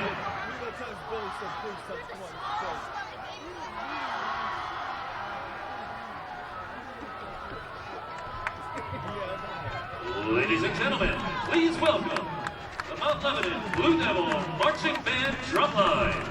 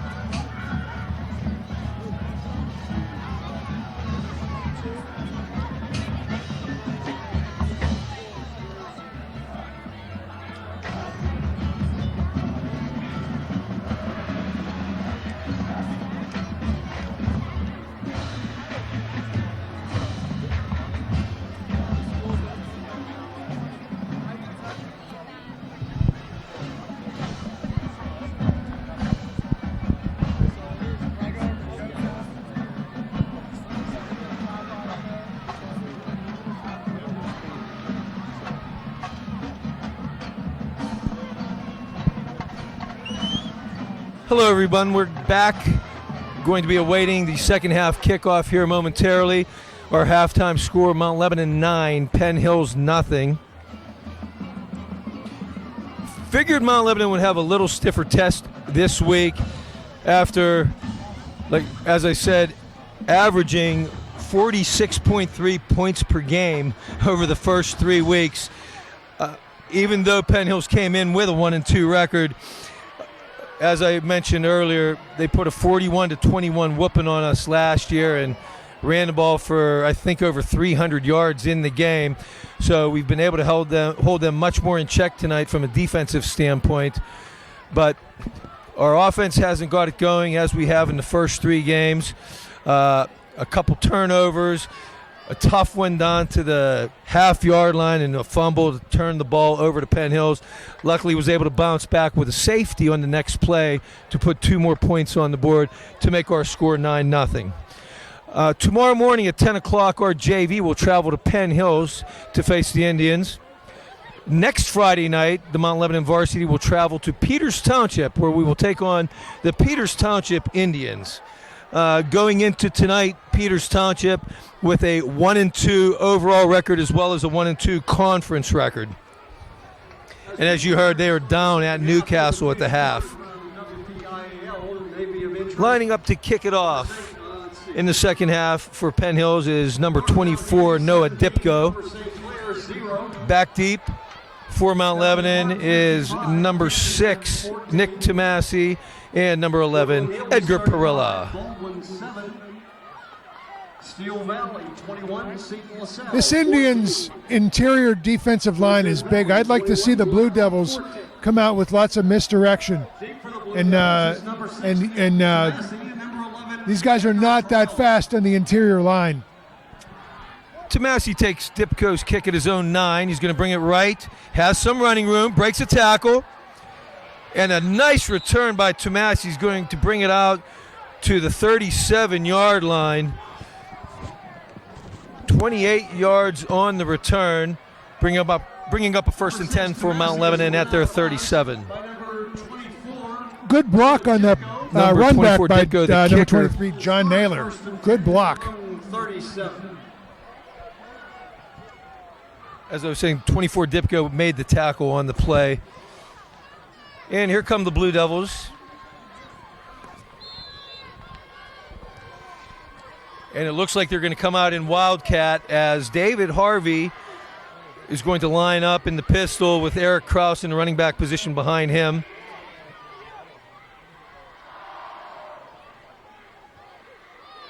Harvey's going to take it to his left, cut it up the middle. Nice cutback. And a good hard-fought carry. Going to pick up about 4 on the play. 23, Rick Squires, who came off the field late in the first half, seems to be all right. He made the tackle on the play, and it's going to be 2nd and 5. Jenkins back in at quarterback now. Harvey moves back to running back, Krause out of the game. You got Pat Moeller split to the right, Tommy Graham at an H-back, Jack Young in the slot, and Nate Bear wide to the left. And the handoff's going to go to Harvey. He has great running room. Oh, and stumbles and trips up after about a 20-yard gain. 22 yards to be exact. Number 4, Harvey picks up 23 yards on the carry. It is a 1st and 10 for the Blue Devils. At the Penn Hills So he's up over 125 yards rushing now. And he'll get spelled by Edgar Perilla, who breaks it up for a nice run. Out to the right side. And is finally dragged out of bounds by number 36, Jeffries. But Edgar Perilla with a nifty run, breaking a tackle, getting to the outside. And it'll be 1st down, Mount Lebanon, inside the 10. I like what Perilla does when he touches the football. I love the way he runs. He's quick. Once he gets in open space, look out. 1st and goal at the 9. And it'll be Perilla again. Finds a crack, but will only gain a couple on the play. Perilla takes the handoff. Number 20, Miles Eanes on the tackle. It's funny, Eanes is their leading tackler with 31 tackles through 3 games. I believe that's the first time we called his name tonight. Another handoff up the middle. Tough sledding there for Perilla. Once again, it's number 11, Perilla, who picks up 2 yards on the carry. Going to bring up a 3rd and goal from the 4. 52. Eric Krause now at tailback, number 33, who already does have 2 touchdowns on the young season. Jenkins looks to his right, complete. Oh! in and out of the hands of Jack Young. Looked like we had 6, but great coverage by Gene Robinson breaking it up on the play. That's about all you can do in a play like that. You run the slant, you got to get in between the ball carrier. It looks like they have a player down, do the Indians. Oh, wow, that's the anchor of their defense. Number 55. Number 55, Tyler Glanton, the injured player for Penn Hills. But seems to be getting up. 5'11", Walking off on his 225. willpower. He did not play a single down in the first quarter and has been in on virtually every down since, which makes me wonder if he got in trouble this week. Good point, Sean. Congratulations. We're going to have to ask our Penn Hills insiders here down at the end of the booth. Coming on for the field goal attempt. It looks like 15, Garrett Montilla will come in to attempt a field goal for the Blue Devils.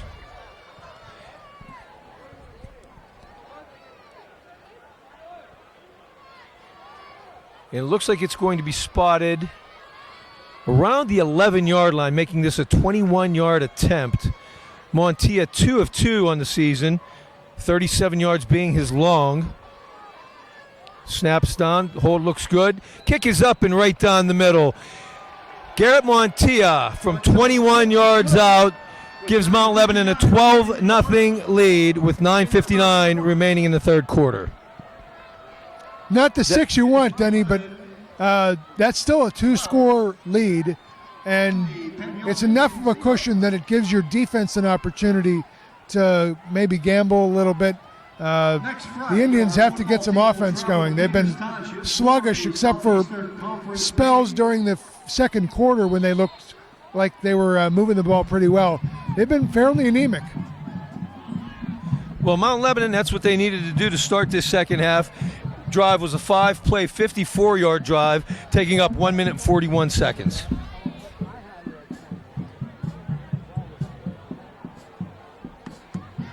Number 13, Joey Lowen, back to tee it up for the Blue Devils, the kickoff specialist. Penn Hill's a little slow taking the field after the field goal. Yeah, it looks like the same deep men for Penn Hills. Number 12, Malik Mathis. Number 36, Cam Jeffries.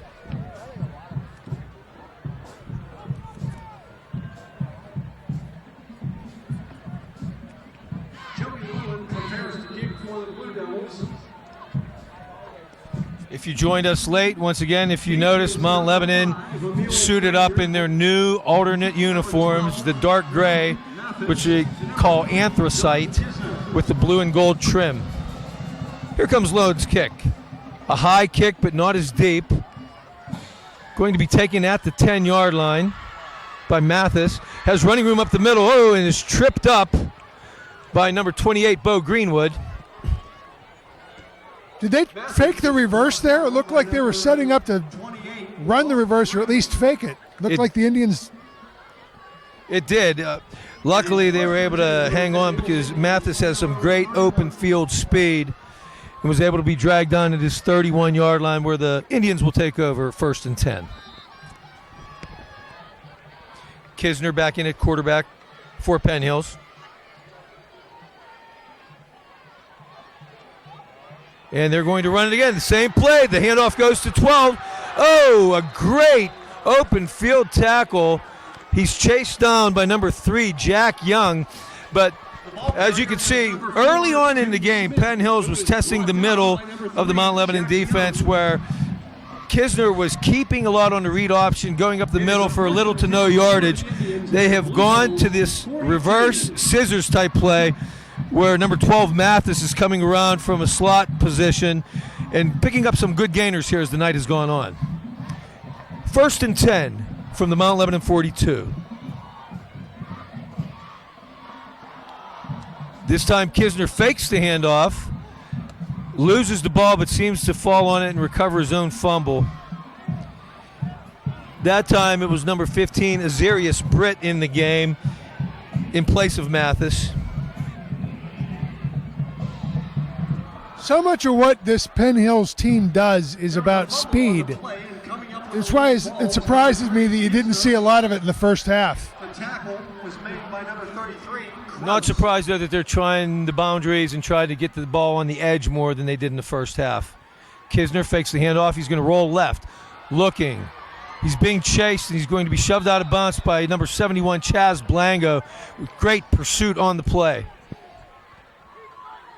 Yeah, I mean, that's a quarterback with speed, and you had a big one just chase him down. That's By number 33. That's great work. Is he injured? Kisner? No. There was a loss of 1 on the carry. That spots the ball at the Blue Devil 43. It looked like Blango was limping a bit and seemed to struggle to get back to the huddle. Oh, I didn't notice, Sean. He's still in there. That front four of Haley, Grattan, Kazan, and Blango. Kisner fakes up the middle, throws across the middle, complete. It's number 1, Julius Major. He's off to the races, and he's going to take it to the end zone. 43 yards for a Penn Hills touchdown. Kisner's pass is complete to number 1, Julian Major. Well, that's just catching the ball and turning on the Jets. Touchdown. He burned it. Ran by everybody in the secondary. 43 yards to make the score 12-6 with the extra point coming.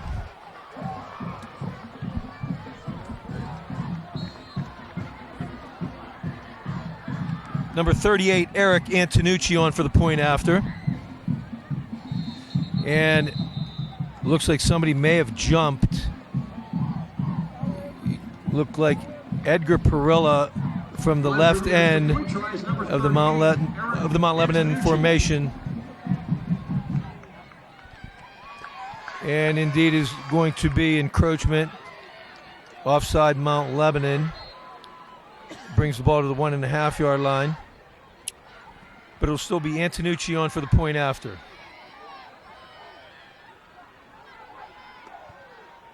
Kick is up. Kick is good. With 8:35 remaining in the third quarter, Mount Lebanon 12, Penn Hills 7. That scoring drive, Penn Hills did what they needed to do after the Mount Lebanon quick drive. 4 plays, 69 yards in only 1 minute and 18 seconds.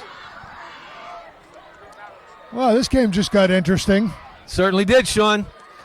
Within a score now are the Penn Hills Indians. And let's see if Mount Lebanon can answer here with another quick drive of their own. Out to kick off for Penn Hills, number 24, Noah Dipko once again. And lining up deep for the Blue Devils, Nick Tomasi and Edgar Perilla. Deep for the Blue Devils, number 6, Nick Tomasi, and number 11, Edgar Perilla.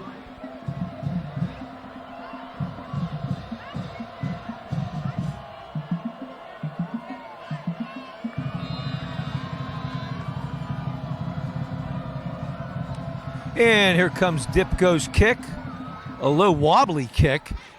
Perilla's going to take it at his own 11, heading toward the right sideline. No running room, and he's going to be knocked out of bounds, shy of the 20. Really had no blockers there. Number 21, Terry Smith, and number 41, Brandon Porter, knocking out of bounds. And the Blue Devils will take over 1st and 10 at their own 18.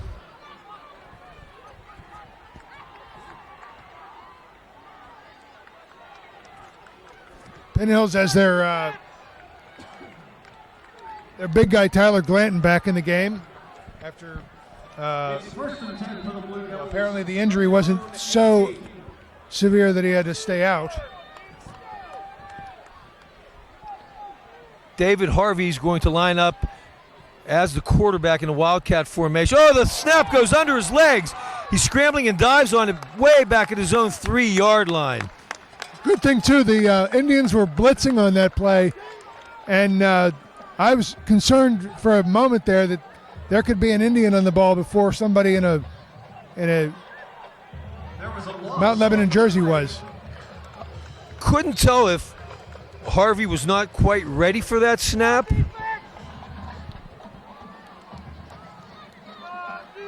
No, as I watch the replay, it's just a low snap that bounced at his feet and went right under his legs. Handoff up the middle, nothing doing. Penn Hill's gaining some momentum here. Yeah, I was just about to say that. It looks like the momentum is swung a bit. This is a team that early in the first half looked like they were struggling just to stand straight up, and now they look pretty fired up.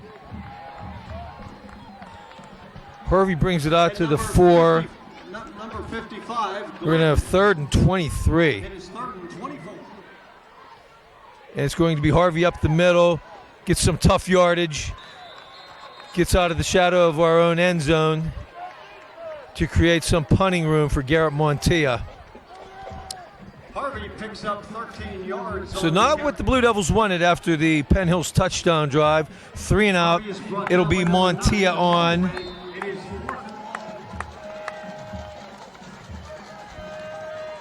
Back deep is number 3, Kisner, along with number 12, Mathis.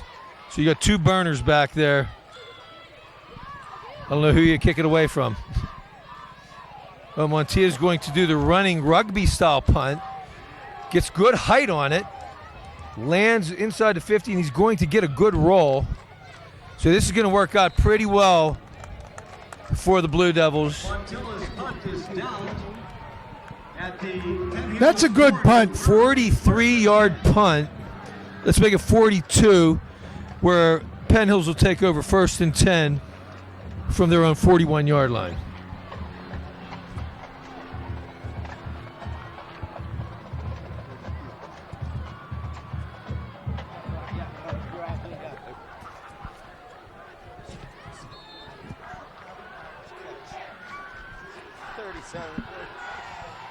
And here come the Indians, 1st and 10 from their own 41. Kisner at quarterback. Mathis motioning to his right. He'll fake the handoff and keep it up the middle, Will Kisner. number 3. Looks like Kazin and Grattan both in on the play. Stopped by number 33, Kraus. Also Eric Kraus helping out. 3 yards on the carry. That'll bring up. So you got to help Second the and Blue 7. Devils. Oh, I'm sorry, Denny. Go ahead, Sean. You got to hope the Blue Devils defense stays home. The way they're running this offense, where they're using the entire width of the field, that's really the only thing you can do. And they've been effective at doing it. And it happens again. Number 15, the ball carrier, taking it to the left side is Zarius Britt. Tomasi knocks him out of bounds. Zarius Britt, the ball carrier, is driven out of bounds by number 6, Tomasi. But not before the Indians pick up a. Officials giving Penn Hills a sideline warning.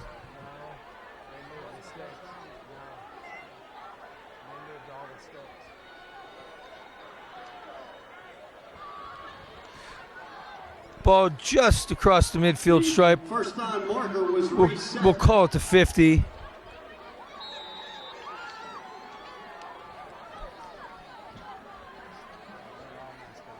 Fakes the handoff. Kisner keeps. Going to be close to a first down. Chaz Blango on the stop.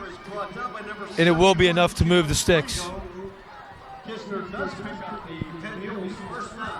Now, there's a situation where you run a misdirection play. You got one runner going right, another runner going left, and Blanco stayed home. He was there to make the tackle because he stayed home.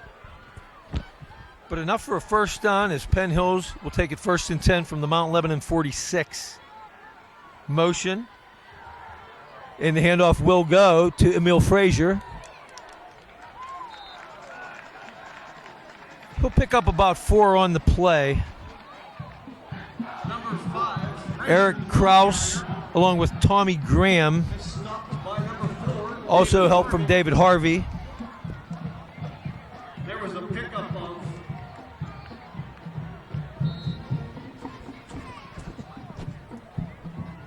3 yards on the carry. That'll bring up a 2nd and 7 from the Blue Devil 43. Yeah, sorry, that was Harvey. At first we thought it was 44, but no, it was for Harvey. 2nd and 7. Ball to 43. And Kisner's going to fake the handoff and keep. We got a flag late.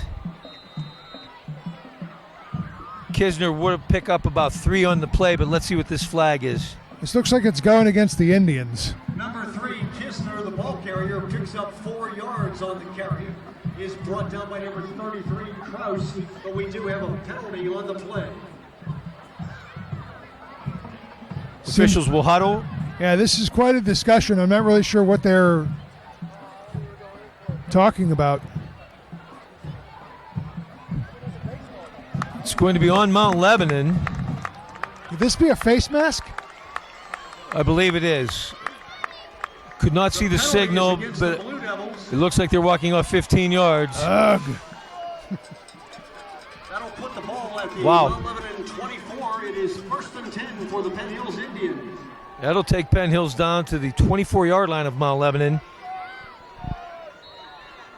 And the drive continues.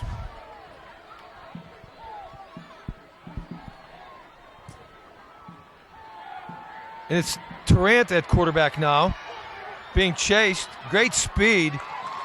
Cam Haley, defensive end, was in pursuit, and Tarrant just ran away from him. Good gainer. Going to be close to a first down. Tarrant's not just the backup. He threw 2 touchdowns last week when the Indians played Central Valley, and he's got speed. He's there. He's also a wideout for this Penn Hills team. Good point, Sean. He has 3 rushing touchdowns in the game and a half that he's played as well, along of 40 yards. However, it is Kisner back in now, but we have flags before the snap. I'm guessing false start. Yes, it'll be false start on Penn Hills, so it'll take them back 5. So it'll turn a 2nd and 1 into a 2nd and 6. Against Penn Hills. The ball is set back at the 20. That'll bring up 2nd and 6 for the Indians. Let's see if the Blue Devils defense can tighten up down here in the red zone.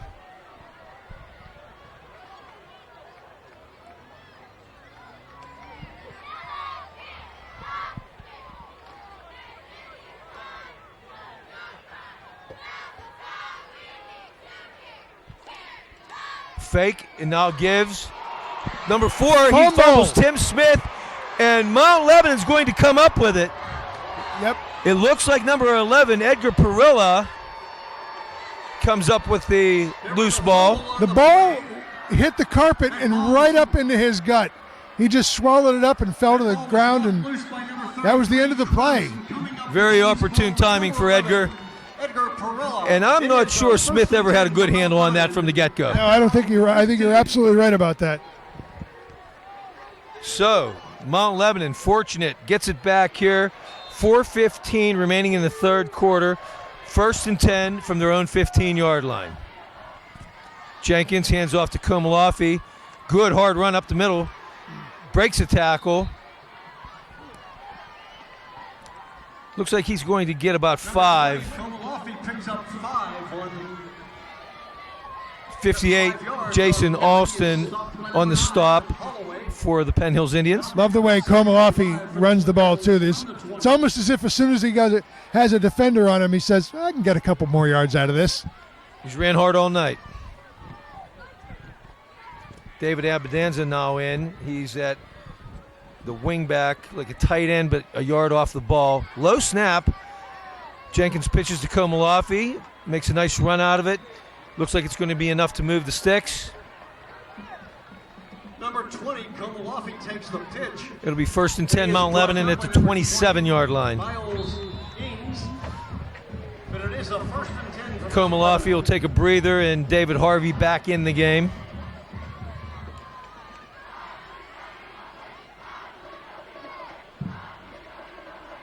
Harvey takes the pitch. He's going to look to throw, though. Jack Young downfield. Oh, he's just overthrown. However, number 6, Gene Robinson for Penn Hills did have good coverage on the play. I don't think we fooled anybody on that one. That's a variation of something they ran earlier where they didn't throw the ball, but the Indians were ready for it.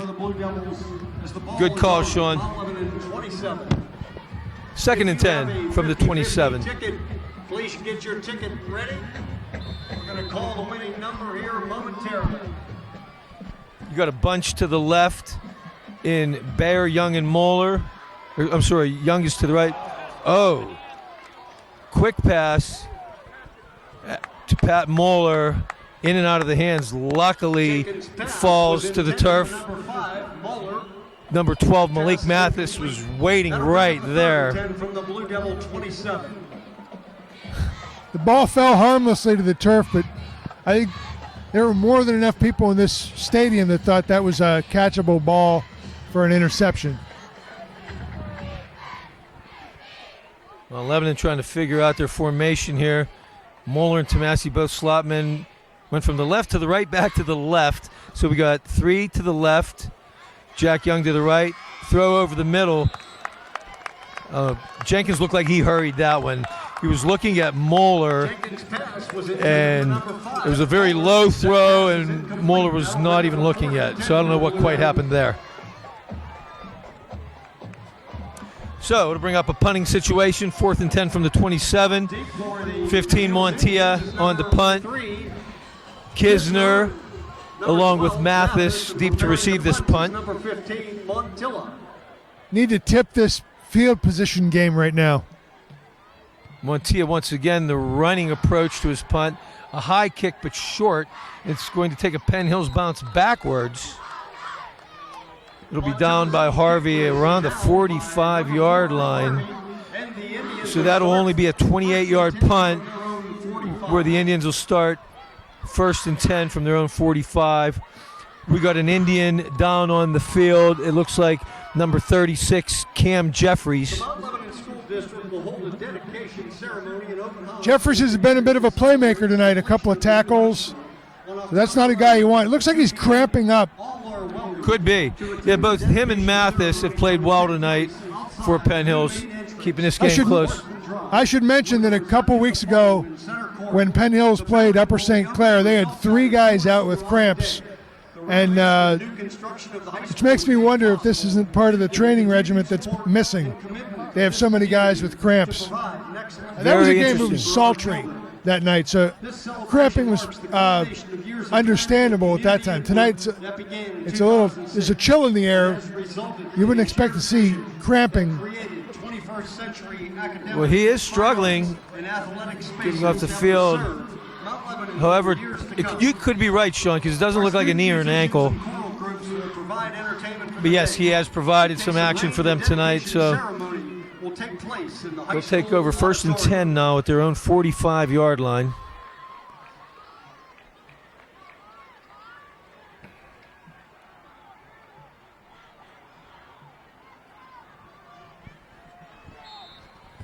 The Mount Lebanon passing game just hasn't been clicking, hasn't been able to get it going tonight. It's been, in a word, frustrating. Kisner calls Mathis in motion. Fakes, throws over the middle, high throw. Pass intended for number 23, Rick Squires, but well overthrown. Didn't have a chance at that one. Otherwise, that's a first down and more, maybe. Perillo on the coverage on the play.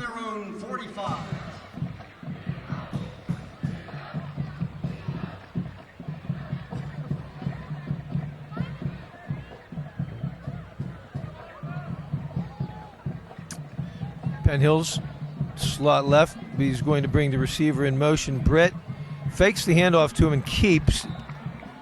And Kisner will be brought down by number 55 defensive end Cam Haley. Kisner is dropped for a loss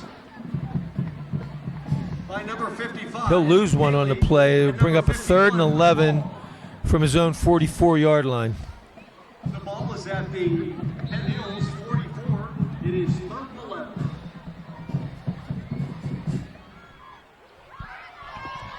I have to say that one of the keys of the game, as we pointed out from the onset, is to keep the big plays to a minimum. And except for the 2 big plays on the scoring drive by the Indians, the defense has done that. Kisner throwing down the middle, complete. Nice throw On a short post to number 23, Rick Squires. Edgar Perilla brings him down, but after a first down to the Mount Lebanon 35-yard line. On the tackle is number 11, Perilla, and it is a 1st and 10 for the Indians at the Blue Devil 35. Good game. Penn Hill's threatening again. Kidner's going to bring Mathis in motion. He's going to hand off to Mathis. Good hard tackle by number 51, David All, coming up to make the play. That's the way you teach tackling. Don't launch. Don't become a missile. Wrap him up. Shoulder down, wrap him up, drive him to the ground. Number 66, Kazin. Give him 2 on the play, brings up a 2nd and 8 from the 33. 2nd and 8 for Penn Hills at the Blue Devil 33.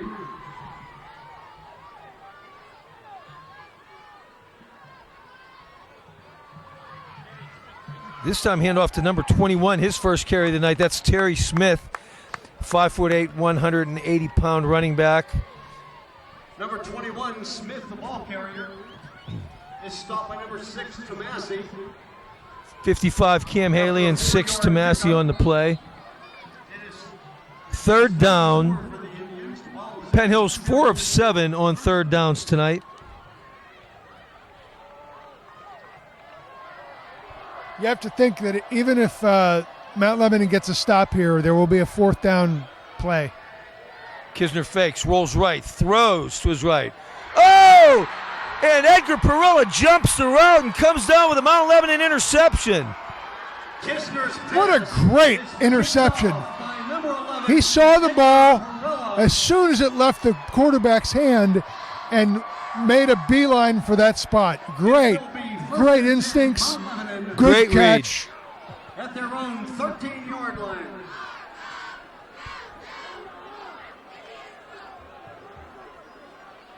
Boy, that kills the momentum.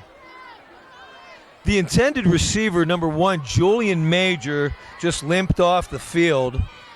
Not quite sure what happened at the end of that play, but he was the intended receiver, and like we said, Perilla making a nice adjustment on the play to jump the route and get the pick for Mount Lebanon. Ball at the 13-yard line. 1st and 10, 32 seconds remaining in the 3rd quarter. Let's see if Mount Lebanon can put together a sustained drive and put even a couple points just to make it interesting. Good point, Sean.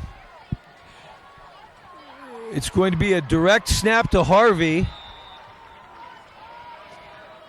Get some nice running room. Snap, and he is brought down by number 23, Squires. He's going to pick up, I believe, 8 on the play. Make that 9. 2nd and 1.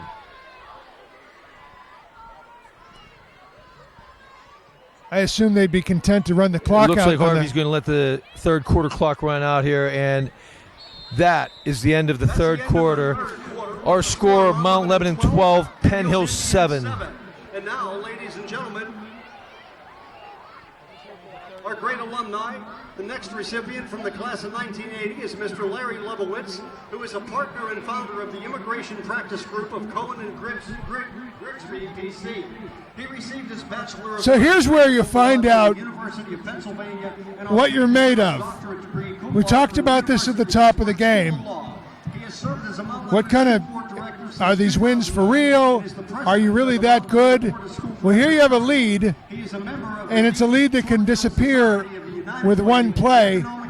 But if you can put together a drive, play consistently, play as a team, and get some points on the board, and put the pressure back on the Indians to have to come from behind, that shows some grit, I would imagine. As a coach, you'd be happy to see that. Agree, Sean, and a nice sustained drive and putting another touchdown on the board could really make it tough for Penn Hills to come back at that point. With our passing game struggling tonight and David Harvey having some good hard runs along with Komalafi, I would think the recipe might be a good hard running ground game on this drive. Yeah. Let's see what happens.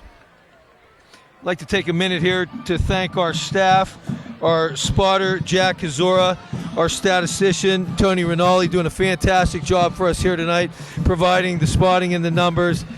And we also have Tyler Bloomling in the booth tonight, who is one of the Mount Lebanon team official statisticians. So him and Tony are teaming up, doing a great job together, providing numbers for the broadcast. David Harvey out of the Wildcat, the ball carrier, and he's going to get enough for the first down on the play. So let's see if Mount Lebanon can eat some clock here while getting a good sustained drive and putting some points on the board. Kraus is a sidecar. Harvey, looks like they busted right through the line. Hard to believe they weren't offside, but Harvey has a good run to the right. Another first down. Good gainer. There's a flag down, Denny. Oh, did not see. We got a flag down around the 41-yard line. Let's see what this is. I just might be going against Mount Lebanon. Wow, that would be a shame. That was a nice run by David. But we seem to be walking backwards.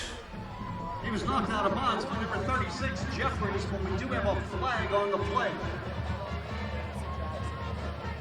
Looks like illegal use of hands. The call is an illegal block. And they're going to march it back. Wow, that's a shame. After a good first down run, they're going to march it all the way back to the Mount Lebanon 29-yard line. It looked like Tomasi may have blocked kind of a blind block. This week, the boys remain in first place in the section. Yeah. Good luck to our boys golf team. In real time, when I saw that in real time, I saw a body that was standing up now on the ground, and he was, I think it was the Hines Ward rule, if you will. Luckily from where the spot of the foul was, it's only going to be first down and 11 for Mount Lebanon. Jenkins back in at quarterback, hands off to Eric Kraus. Was number 33, Kraus. Gets a short gain. He was stopped by number 20 after a short gain. Give him 3 on the play. Second down and 8. Now Komalafi in at running back.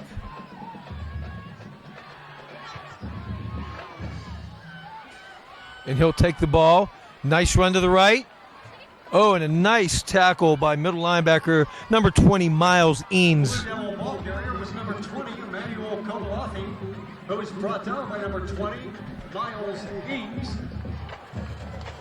Going to bring up a 3rd and 2. This is a convertible position to be in.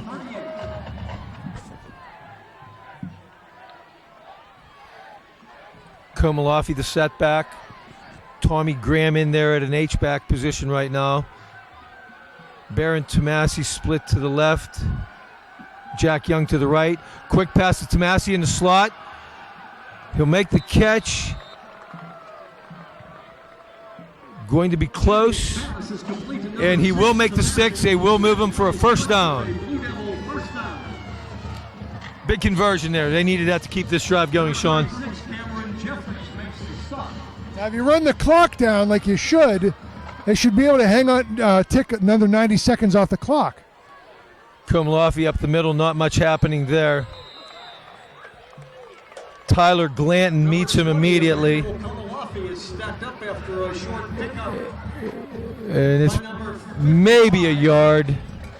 Let's call it 2nd and 9. Glanton. That'll bring up a 2nd and 9 for the Blue Devils. Wear this defense down. Look at them. They were coming hard, quick. Oh, Jenkins' throw to Jack Young coming on a quick slant, incomplete. He had him too. That was upstairs a little, and then he hit him in stride. No telling how long that could have gone. Definitely a high throw. Would have been a very good catch if Young would have come down with it. But it's going to bring up a 3rd and about 9.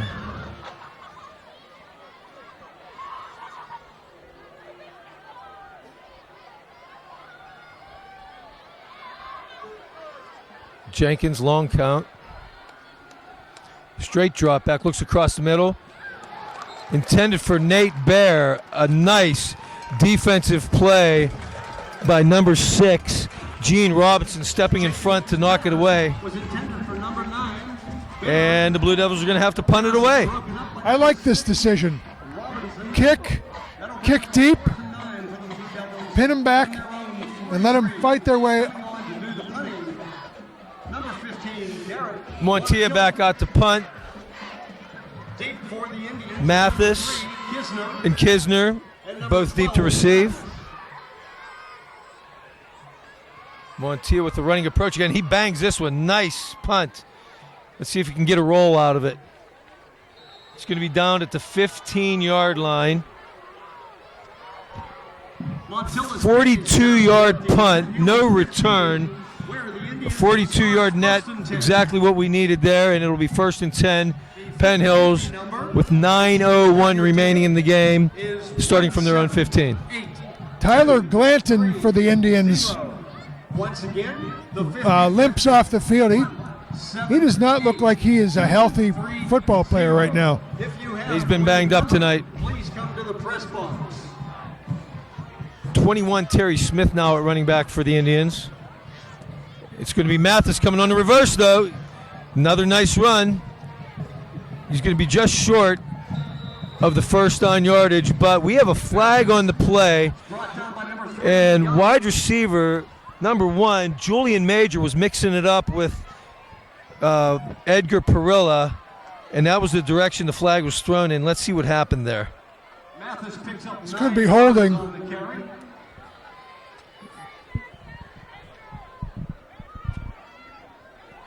Waiting for the call.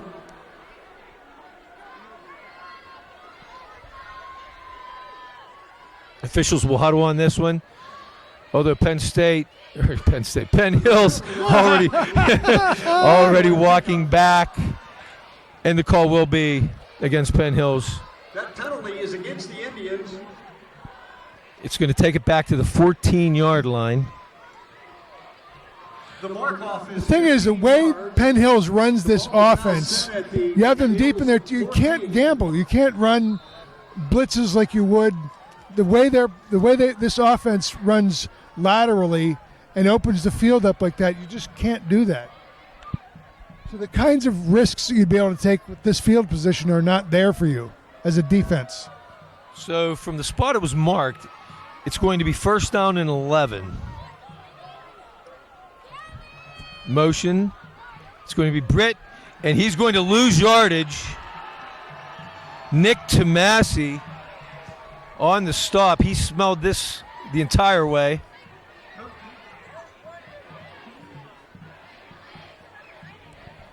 I don't know, Sean. Penn Hills has gone to that play about every other play now. Nick Tomasi. Well, there's an adage in football: we'll run this play until you stop it, and Good point. maybe it's time to go away from it now. After that one, because it takes it all the way back to the 8-yard line, it'll be 2nd down 17. At 4 wide. Kisner, though, hands off. This will be number 5, Emil Frazier. And he's not going to get much, if anything. Once again, Nick Tomasi leading a host of Mount Lebanon tacklers. Taken by number 5, Emil Frazier, who was brought down by number He'll 6, gain 2 on the play out to the 10. There was a pickup of 2 on the carry. Let's make it 3rd and 15. It's a big play with just over 7 minutes to go. Kind of a tight formation. Julian Major split to the right. And here comes the reverse again. It's going to be Mathis again. Uh-oh. He gets dragged in the backfield. I don't know, Sean. I thought I saw a face mask on the play that was not called, luckily for the Blue Devils. And he is thrown to a loss all the way back to the 1-yard line. Who is dropped for a loss back at the Penn Hills 1-yard line. Denny, I'm not sure I fully understand that play call. Like I said, they're running it every other play now. You're 3rd and long. You have to throw the ball. And unless what they were trying to do is set up some room for their punter, but even at that, they failed. Good play by the Mount Lebanon Blue Devils. Sorry about that, Denny. Watching the replay, we definitely got away with a face mask there. And there comes Dipko's punt, a nice punt. Jack Young will make the catch at his own, or at the Penn Hills 35-yard line.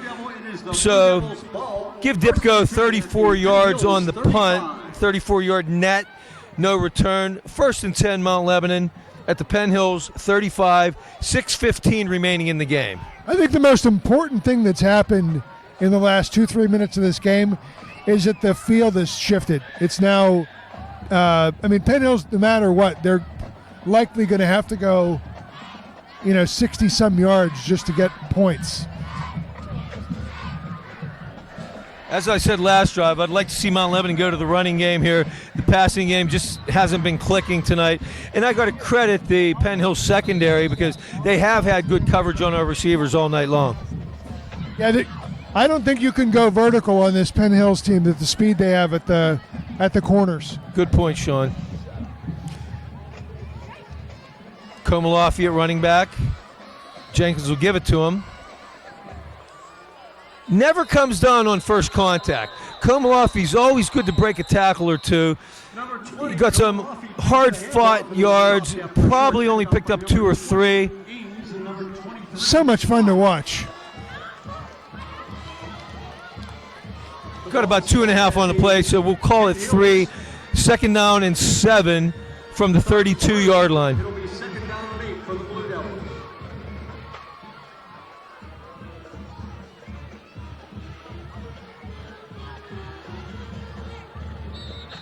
And we got a flag. Somebody Probably going moved. to be a false start here on the Blue Devils, which it will be. And that'll negate that short gainer by Emmanuel. On the play, it is the legal procedure against Mount Lebanon. That'll bring the ball back 5 yards. I don't think it changes the play call, though. I think you run until you absolutely have to pass. Agree. Eat clock. Keep the running game going.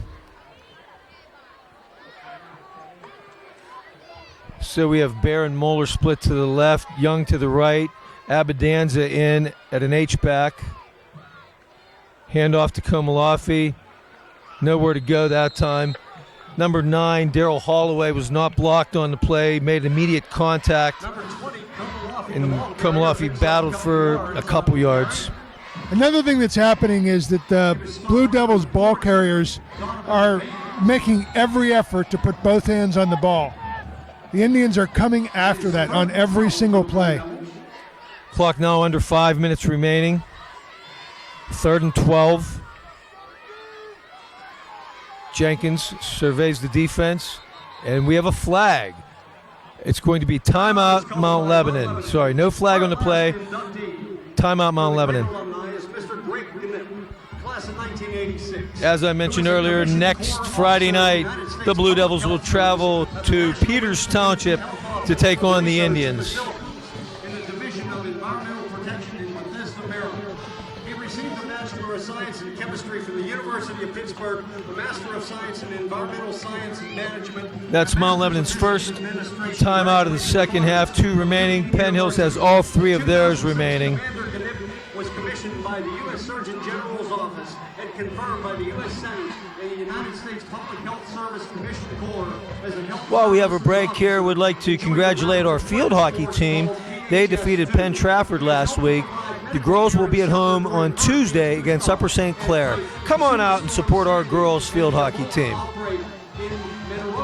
Also, on October 11th at 2 o'clock, the Mount Lebanon School District will hold a dedication ceremony, an open house for the community to celebrate the completion of the new high school on October 11th at 2 p.m. All are welcome to attend the dedication ceremony that will take place outside the new main entrance on Horseman Drive with a reception to follow in Center Court.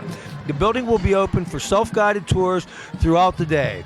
The renovation and new construction of the high school was made possible due to the continued support of this community. Come and join us. We're back live, 3rd and 12. Jenkins calling it out. Harvey at running back.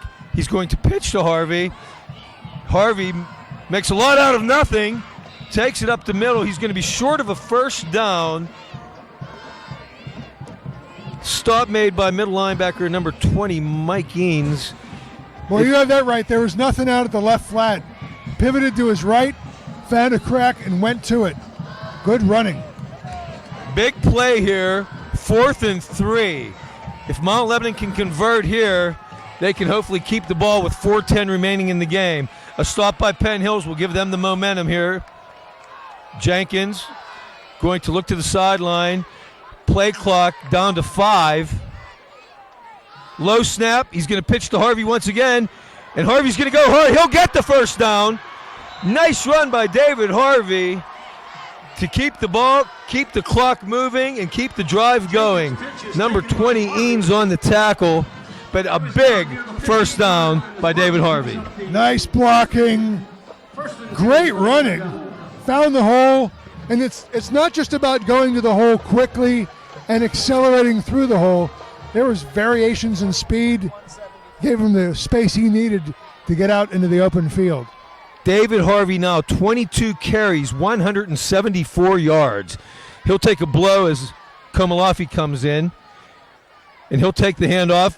A stiff arm to the left side, but a nice tackle. Number 9, Darryl Holloway, able to drag him down. Takes the handoff and is dragged down by number 9, Holloway.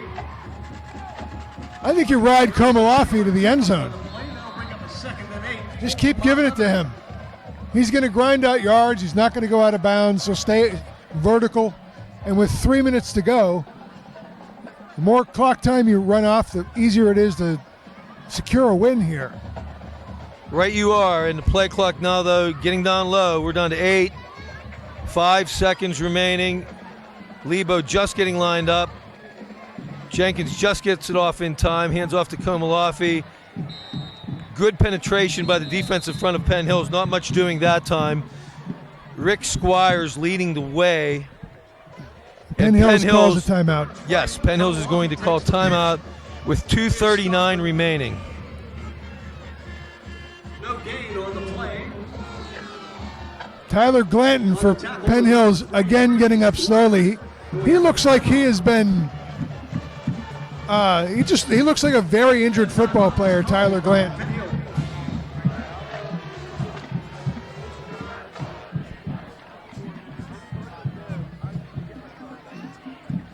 We do not have a 50-50 winner yet, so I'd like to call this ticket number once again. If you have this number, come to the press box. 178230. 178230. I do hope the coaching staff is emphasizing hang on to the football with both hands. It looked like Komalafi in the last carry was a little too nonchalant with the football, which worried me. And this will bring up a 3rd down and 8. Mount Lebanon 6 of 12 on 3rd downs tonight. Edgar Perilla now in at running back.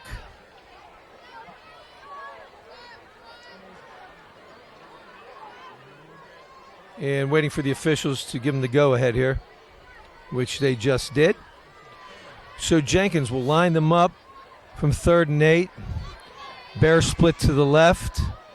You got Young and Tomasi to the right. The handoff's going to go up the middle. Nothing doing. Perilla is making some tough yardage out of nothing. And Penn Hills is going to stop the clock and call their 2nd timeout. 1 remaining here in the game. There was no gain on the play. And with a 4th down coming up, Calls timeout. I'm guessing it'll be Montilla. Yes, Garrett Montilla will be on for the field goal attempt. Let's see, the ball is at around the 12-yard line, so this should be an attempt of around 29 yards. He is set up dead center right down the middle of the field. Which may have been the objective of the previous play. Just get him in position. So if Montilla connects, Mount Lebanon will have a touchdown and a 2-point conversion margin of 8. Field goal try. And Jenkins will hold. He'll spot it at the 19, making it a 29-yard attempt. 9-yard. Montias kicks away. It's a low line drive, but it is down the middle and good. Not the prettiest kick in the world, but the 29-yarder is good. And with 2:29 remaining, Mount Lebanon 15, Penn Hills 7. So 2:29 to go, and the objective here is, or the watchword is tackle, tackle, tackle. Keep the guys in the white jerseys in front of you. Don't let anybody past you, and make the tackles. Wonder how many times we're going to see either Mathis or Britt on the reverse. If we're watching for that, we ought to do well, because we had it sniffed out the last 2 times they ran it in the last possession. By the way, the Mount Lebanon scoring drive, 6 plays, 23 yards, 8 up, 3:36 off the clock. Remember, next Saturday, October 3rd. And that tackling begins on the kickoff. Stay in your lanes, find the ball carrier, and bring him to the ground and end the play. Was it the last kick that we saw, the fake reverse? Yes. We might want to be mindful that fake reverse might be setting up the real one here. Deep for Penn Hills is Kisner and Mathis, and Joey Lowen will be kicking off here. Boy, could we use a touchback now, Joey.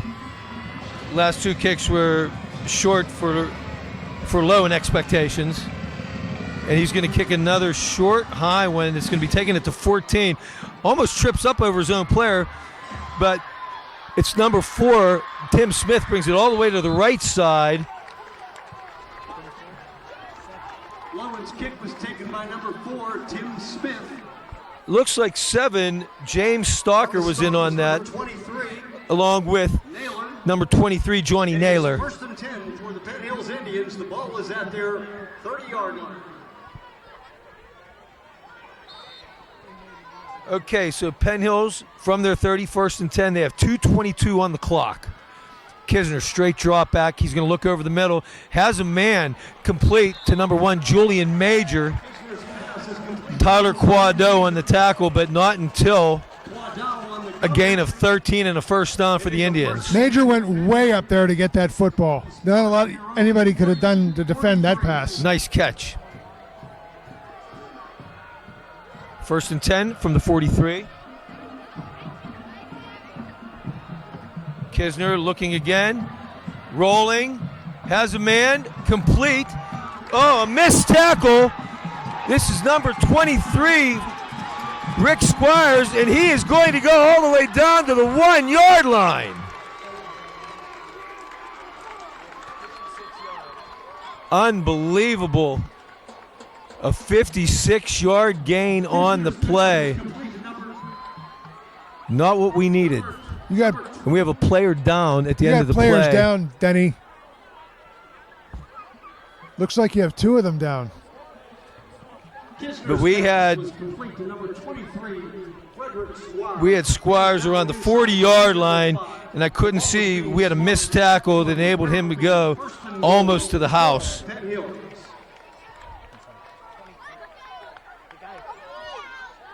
Looks like you have the ball carrier. Squires is down.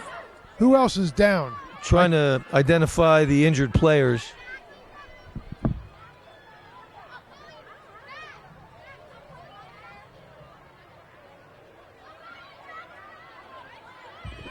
Sorry, folks, from our viewpoint here, we're on around the 40-yard line, and both players being down and surrounded by the staff.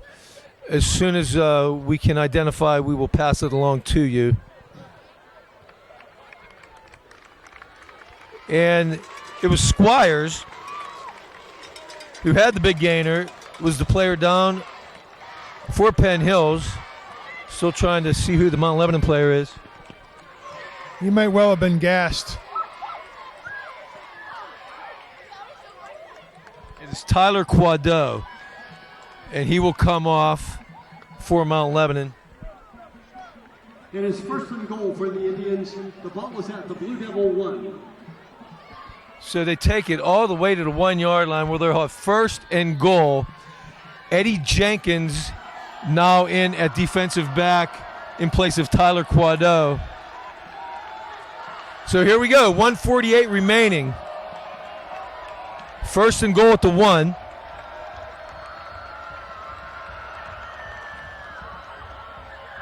Kisner's going to hand it off up the middle. That's Terry Smith. And he's going to fall shy. Met by a host of Blue Devils up the middle there. That Blue Devils defensive line doing a good job pushing back so that the ball carrier couldn't get over the pile or through it. Smith is stacked up by number 65, Watton. That'll bring up a second. Second down and literally inches from the goal line.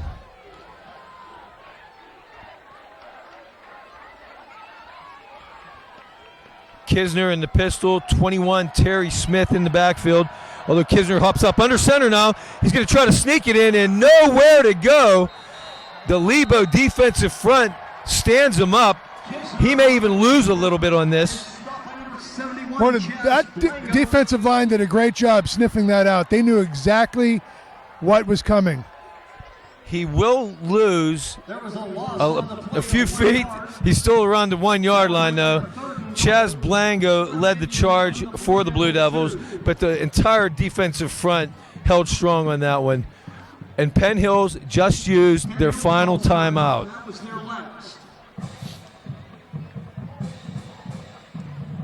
Not sure I quite understand that one. I think I might have saved it for fourth down and try to get a play off quickly. We'll see.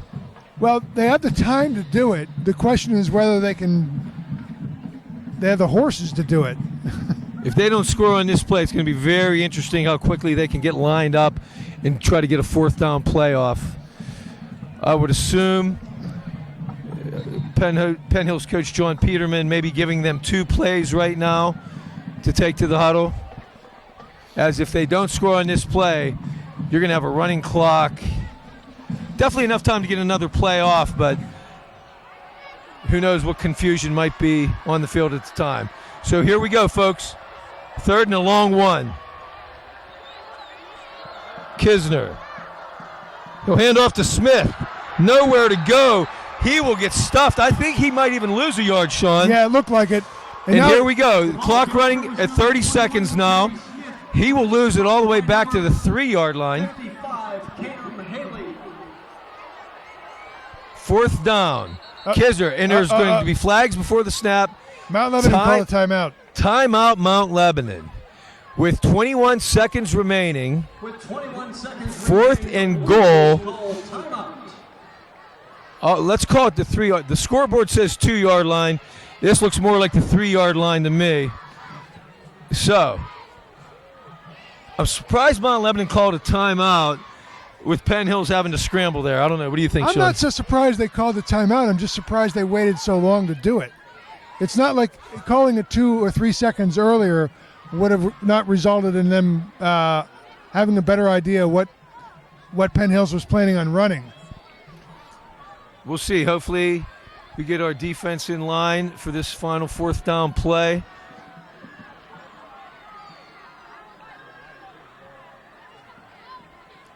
I think we'll see a reverse. Well, it's almost a certainty that you'll see Penn Hills line up in the pistol formation. And the problem for Mount Lebanon might be that at the 3 yard line, the pass play is in motion. They've had little success up the middle, but here we go. Kisner rolls right, looks, and he will be tackled in the backfield. Number 55, Cam Haley, will drop Kisner for a loss. Kisner rolling to his right, trying to find an open receiver, couldn't find anybody, and Cam Haley stuck it to him and will take over with 14 seconds remaining. What an outstanding coverage in the end zone. No place for him to throw the football. Nobody opened, no land available for him to put the ball and have somebody get to it. It was just great coverage. And give it up for the defensive front, too. Guys with hands up. The only way you make that pass is a lob, and I'm not sure that would have worked either for them. It is 1st and 10. Well, 14 seconds remaining. Hopefully Jenkins lining up in our favorite formation, the victory formation. He should be able to take a knee, and that'll be it. And he does. And the clock's going to run out. Ladies and gentlemen, Mount Lebanon will move to 4-0, 3-0 in the Southeastern Conference with our final score, Mount Lebanon 15, Penn Hills 7. Denny, this last week was easy. The points came easy. The plays came easy. Everyone was in sync. This game was frustrating, and it's the kind of game that if you're a good team, you win these games. Your answer to the question from earlier, is this team any good? They might just be. Great point, Sean. Great game. Way to hang on, Lebo. And we will come back here momentarily with some final game stats.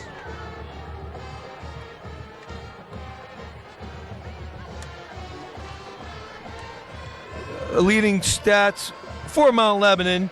Eddie Jenkins, not his normal performance tonight as we've seen in the first 3 weeks. As we said, Penn Hills secondary put up a great performance tonight. Eddie ended 10 of 20 for 73 yards, no touchdowns, 1 interception. Leading rusher, David Harvey, 22 carries for 174 yards. And I'd like to mention our next 2 running backs also with nice evenings. Komalafi, 14 for 51. Perilla, 10 carries for 49 yards. Receiving, our leader was Nick Tomasi, 6 catches for 38 yards. Garrett Montilla with 2 field goals on the night. For Penn Hills, Billy Kisner ends up 6 of 13 for 171 yards passing, a lot of it coming on that last completion. At running back, Tim Smith, 8 carries for 35 yards. And receiver, Major, the big catch there at the end, he ends up with 4 catches for 94 yards. If this team is celebrating right now, and I maybe you can talk about this too, Denny, but it strikes me that if you're celebrating this kind of victory, it's because it didn't play the greatest game. It wasn't fluid. It was frustrating at times, and you had to grind that out. And so in some ways, winning a game like this is better than winning the kind of game they won last week, which was a blowout and not contested really after the first quarter. Right you are, Sean, and I will say it's good revenge after losing 41-21 at Penn Hills last year. Penn Hills, a very athletic team, but I think Mount Lebanon won it tonight in the trenches as Penn Hills was absolutely unbelievably unable to move the ball up the middle tonight. So hats off to the Blue Devils going to 4-0. Next Friday night we travel to Peters Township and would like all you Lebo fans to follow us and support us next Friday night. I'd like to thank our staff, our spotter, Jack Kazura, our statistician, Tony Rinaldi, my partner, Sean Fogarty, doing a great job tonight. I am Denny Pastufka saying so long from Mount Lebanon Stadium. Our final score, Mount Lebanon 15, Penn Hills 7. Good night, everyone.